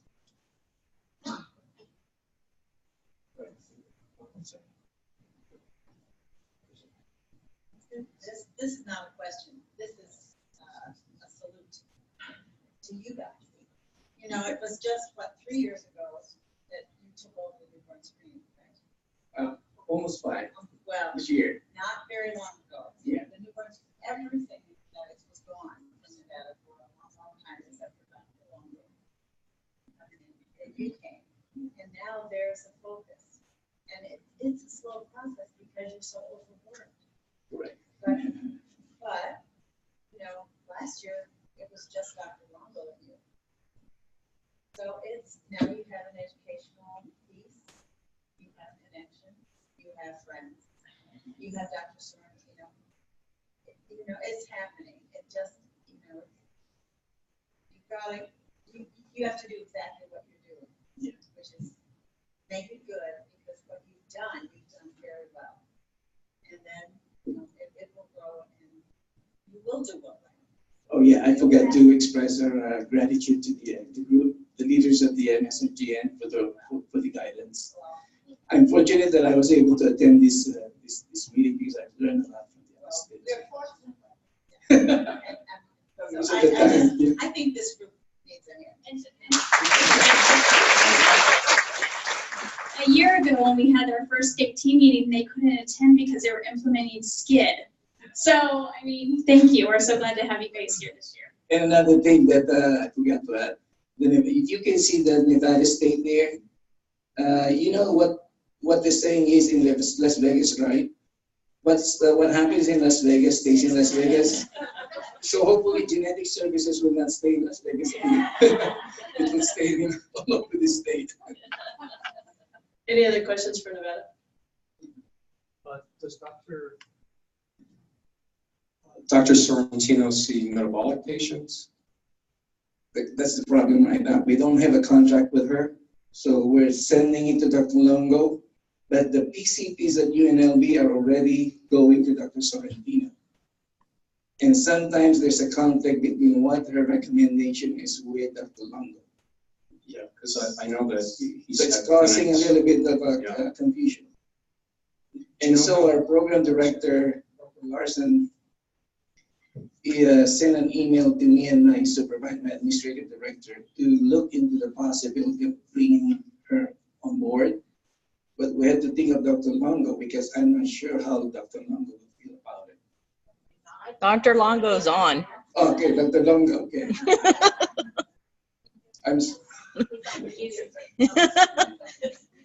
He's on mute. Nicola, how often do you go to Las Vegas or Reno? everything was it. Nicola, go up. Go up. He's not. Can you hear me? Yes. Okay. So I'm very happy to have Dr. Sorrentino in the state. She is not boarded in metabolic, so she's boarded in genetics only. So, and that's one of the reasons that the Department of Health is not switching. I was hoping that for some time there was a metabolic physician interested, but he eventually decided not to take the job. So I'm very happy to have her helping with genetic patient. And, I would be happy to switch to her in terms of metabolic patient, but, I would be more enthusiastic if she were boarded in metabolic as well, as she's not. So that it is. As long as she's not certified, then we'll stay with you. Holding up everything. Hang on, we got another question. Well, it's not exactly a question, it's just a comment from a state that has multiple providers in multiple places, including 3 major centers very close together within the state. We found that putting people together and having, conference calls has helped in terms of overall kind of divvying up state coverage when needed. There are a lot of uncovered areas. And so having 2 providers in place doesn't necessarily mean you're going to need to create a conflict between them. Because we've worked it out with groups that we never thought would talk to each other. So we have every 3 months we have an advisory council meeting, and it's open to everyone. So they can attend and we discuss topics.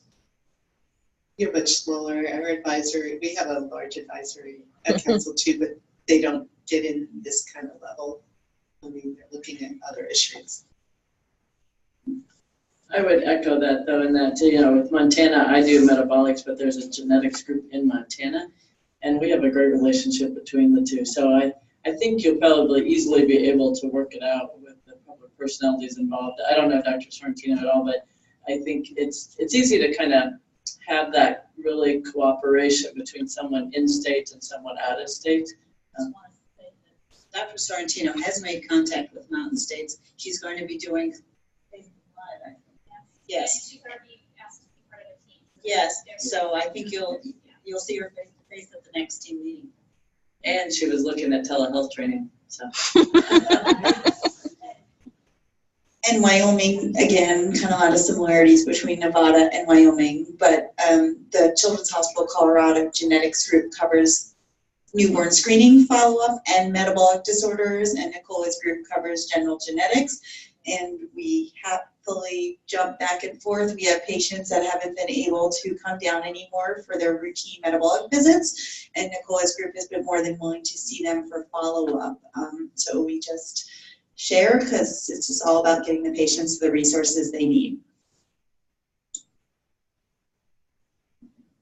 When I was in Boston, there were a number of groups involved in the New England Consortium, so they would kind of split the newborn screen consultations between MGH and NEMIC and Boston Children's, and there was groups in Rhode Island and New Hampshire. So I was kind of curious in the state like Texas, when you have multiple providers, how you actually operationally deal with.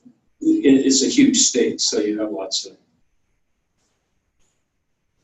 So for newborn screening, our model when we report out of range results is we notify the primary care provider as well as the specialty center in that geographic area.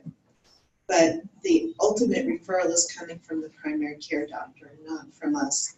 So our nurses know that if there's a practice that says we always send to Dr. X, then that's who we want, Center X, and that's where we want to go, then that referral will go both ways. If it's something where it's not identified, both of the centers will be, or 3 of the centers, usually it's both centers, will be notified of the referral, of a possible referral at the same time. But that ultimate decision really is the primary care provider, and it's also influenced by their insurance, because Some of the, all of our Medicaids are managed care, and some of them have contracts with one place and not another, depending on where they are and who their insurance is. So there are a lot of factors that influence it. But from the state level, we notify all providers within that region if we're not given other directions. And so, and then the other thing we do in areas where there are no providers, we've gotten all of the providers together, and for one of our regions, they've agreed on a rotating schedule. So, you know, the first metabolic goes to Center A, second Center B. So the whole state has agreed, and then we've had some swaps like, you know, we'll take the Valley if you take this kind of thing going on. So all of the providers have kind of worked together, all the metabolic centers have worked together to at least do some coverage. So it goes both ways. I mean, they're willing to cover the areas that aren't covered, but they don't want to take primary responsibility for that. And then in the areas that are covered, you know, as I said, we notify every qualified med center within that region. And we did have a situation where there was, in one city where there were two providers, one was new, one wasn't. One was certified by a different certifying body. It wasn't metabolics, it was something else. And there was a lot of conflict originally, like we would get calls saying, why are you referring to the other center and not us? It's like, no, you were, the pediatrician did it, not us. You know, and it went on for a couple of years. It went on like that. It's like they're getting, tell me how many referrals you sent to the other center and why didn't we get it? I mean, we got that. And it's really calmed down, and now the centers are working together. And the other center got certified by a different certifying body also, so I think that helped them in calming down. But we basically go through our process and we explain to them when somebody thinks that they're being slighted for one reason or another, and that's clearly not what happens. But the other thing too is that with every referral we send out, every out of range, we fax also statewide resources. Their regional areas circled within it. One of our nurses will do that, but it goes out. They have the statewide resources are sent out to everyone with contacts and where they might be able to refer to. And we have that for each of the specialties. Everything's being sent with every single out of range test that goes out. And then, you know, that's kind of helpful from that standpoint. And then some of our centers have dedicated personnel just to handle newborn screening because their volumes are so high. And, you know, our recommendation is have somebody designated for the newborn screenings. For genetics, there really isn't a lot of competition out there in terms of there are just so many patients. No one's really arguing with each other on a referral basis or wherever. But again, you know, from the newborn screening program standpoint, is that the state is not practicing medicine. So therefore, you know, for payment and for continuity of care in medical homes and all of that, it has to flow through their primary care. Thanks, Debbie. Any more questions for Nevada? And again, kudos for our two champions there, and I would agree with Celia, we're making strides slowly but surely. So we have two more states to hear from. We have Utah and Montana online, and so let's go ahead and start with Utah. Utah? Heidi, are you on there? I'm going to let you share a screen. Make sure you guys unmute.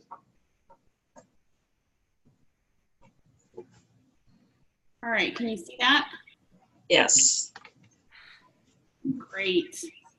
Dr. Longo, feel free to jump in any time during this. And Kim Hart was just on. She's having some issues connecting, but we'll be back on in a second.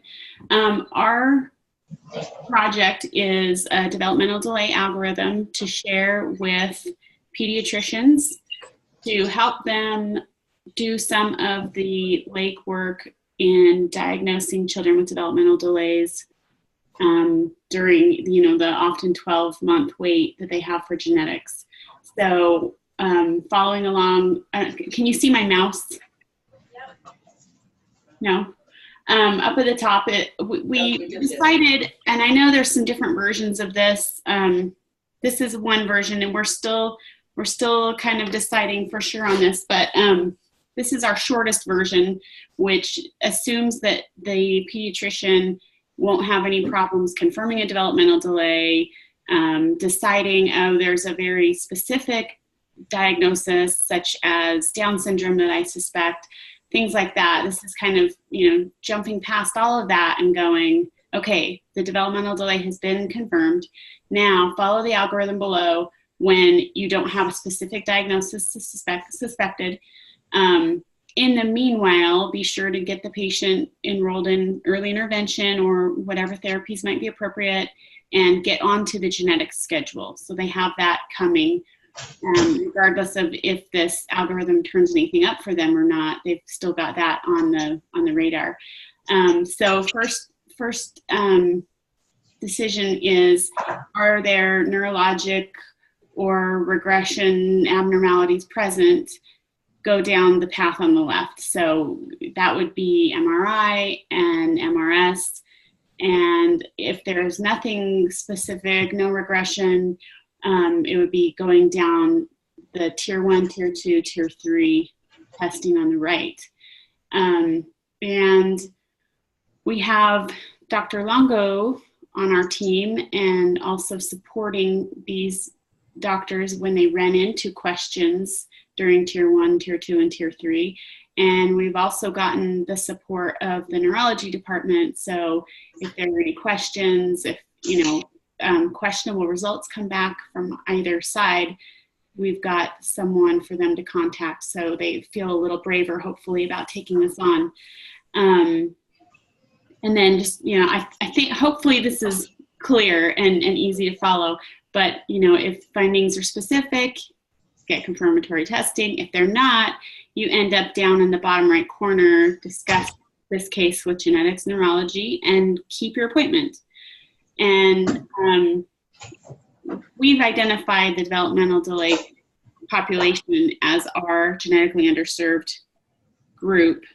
And our holdups, our barriers, are just, having enough people to help, having someone in genetics, having someone in neurology to be able to support this, and then having people to help get this out. And honestly, it hasn't been hard. It's surprising. The pediatricians we've talked to are really excited about this and just love the idea of some help and support and education on what could I do to help them, because I do realize this, they've got a long wait ahead of them, and I'm wanting to help them but don't know how. So what we've done is we've got 2 pediatric practices, both with pretty big practices, 6, 7 pediatricians in them.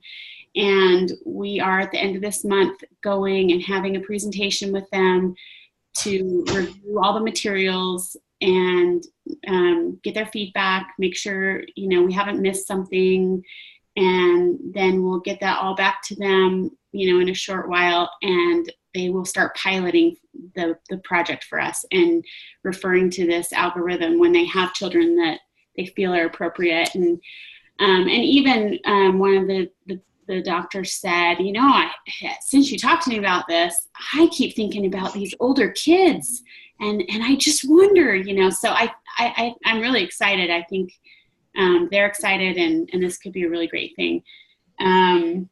And so we're going to pilot for 6 months, then we're going to do a survey and get all the feedback, and then try to launch this statewide. And that's where we see our project, hopefully by the end of the grant cycle, or at least heading in that direction. Dr. Longo, do you want to share anything additional? Would only add is that we had the input of neurology to create the top part. That is why we went directly to the MRI, because those are the children that are usually seen by neurology. And those one, if they have neurological symptom, they start from the MRI and then go to genetics afterward. On the other hand, if there is a non-specific presentation, one start from the genetic. I always go back to the MRI, but obviously at a later time. And we have good support here from the people in neurology. Thank you.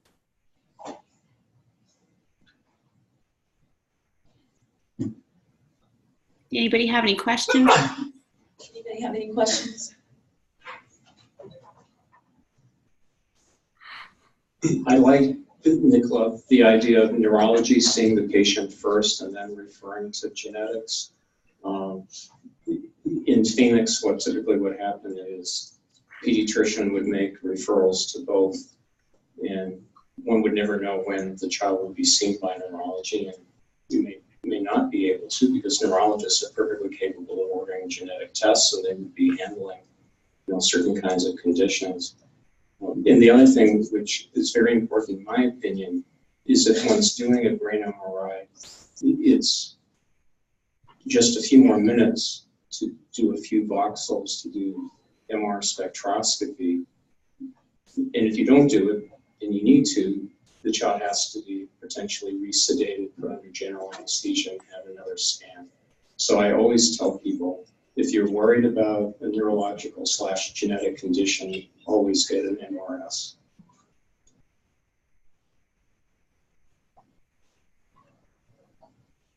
So I'm wondering, are we as a region going to adopt one developmental delay algorithm, or is it going to be different in each state?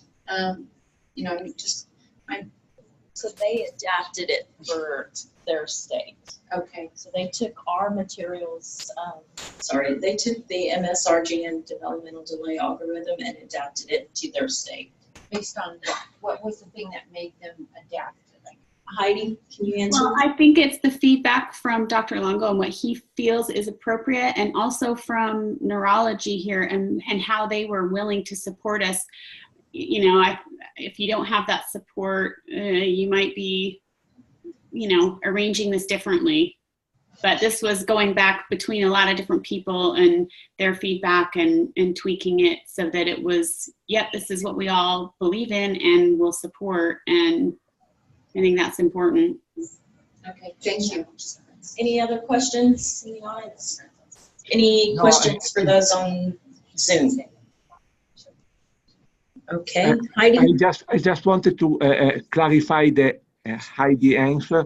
So basically, when we were at the previous meeting in San Antonio, the group from Colorado presented the beautiful study they have done doing immediate genome sequencing.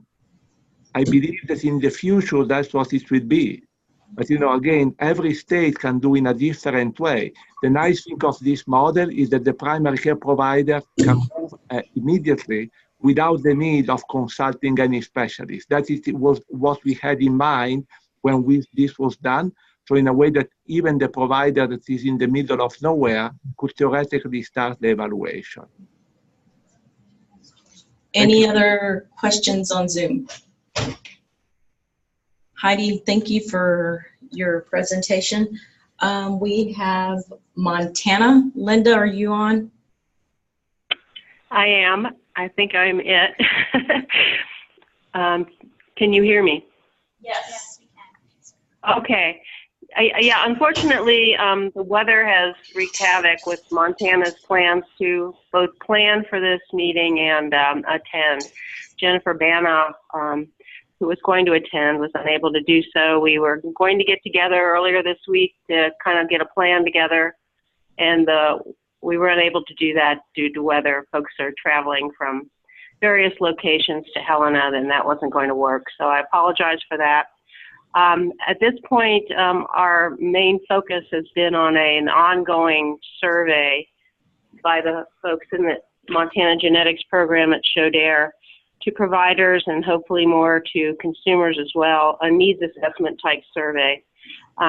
With the help of Mountain States funding, we've been able to give some inducement in the form of gas cards and things to folks to participate in the survey. We have several very impressive folks involved in our team, but we've also lost a key member of the team due to a job change. And right now we're a little bit in flux. So hopefully we will have more information at a later date. For the group, we do thank Dr. Abe Elias at Chaudere, who did provide a very excellent map, which we showed at the last meeting, showing where the patients are. We also thank Dr. Janet Thomas for all the years she's coordinated metabolic follow-up with our Montana patients. I will try to answer any questions, but as I say, I am not the key person here, but I appreciate hearing from all the other teams. Thank you. Does anyone have any questions for Montana? You do? Okay, hold on just a second. Is there any way that we can help Montana and help you with any of the resources? We'd be happy to do so, so you don't feel so alone. Linda? I think right now I know the genetics program is a bit short of folks, and we would probably should explore more how the state infrastructure can help facilitate some things, because they, as I say, we are few on the ground at this point, but the parents' involvement and nursing involvement in our team has been very gratifying, and I hope that will continue. Any other questions? Any questions for Montana on Zoom? Okay, well, this concludes our Zoom presentation. Thank you, everyone that joined. And for those in the room, there's lunch, and then we'll start up again. Thank you, everybody. Thank you, Heidi, Linda, and Dr. Longo. Thank you. Bye. Bye. Bye-bye. Bye.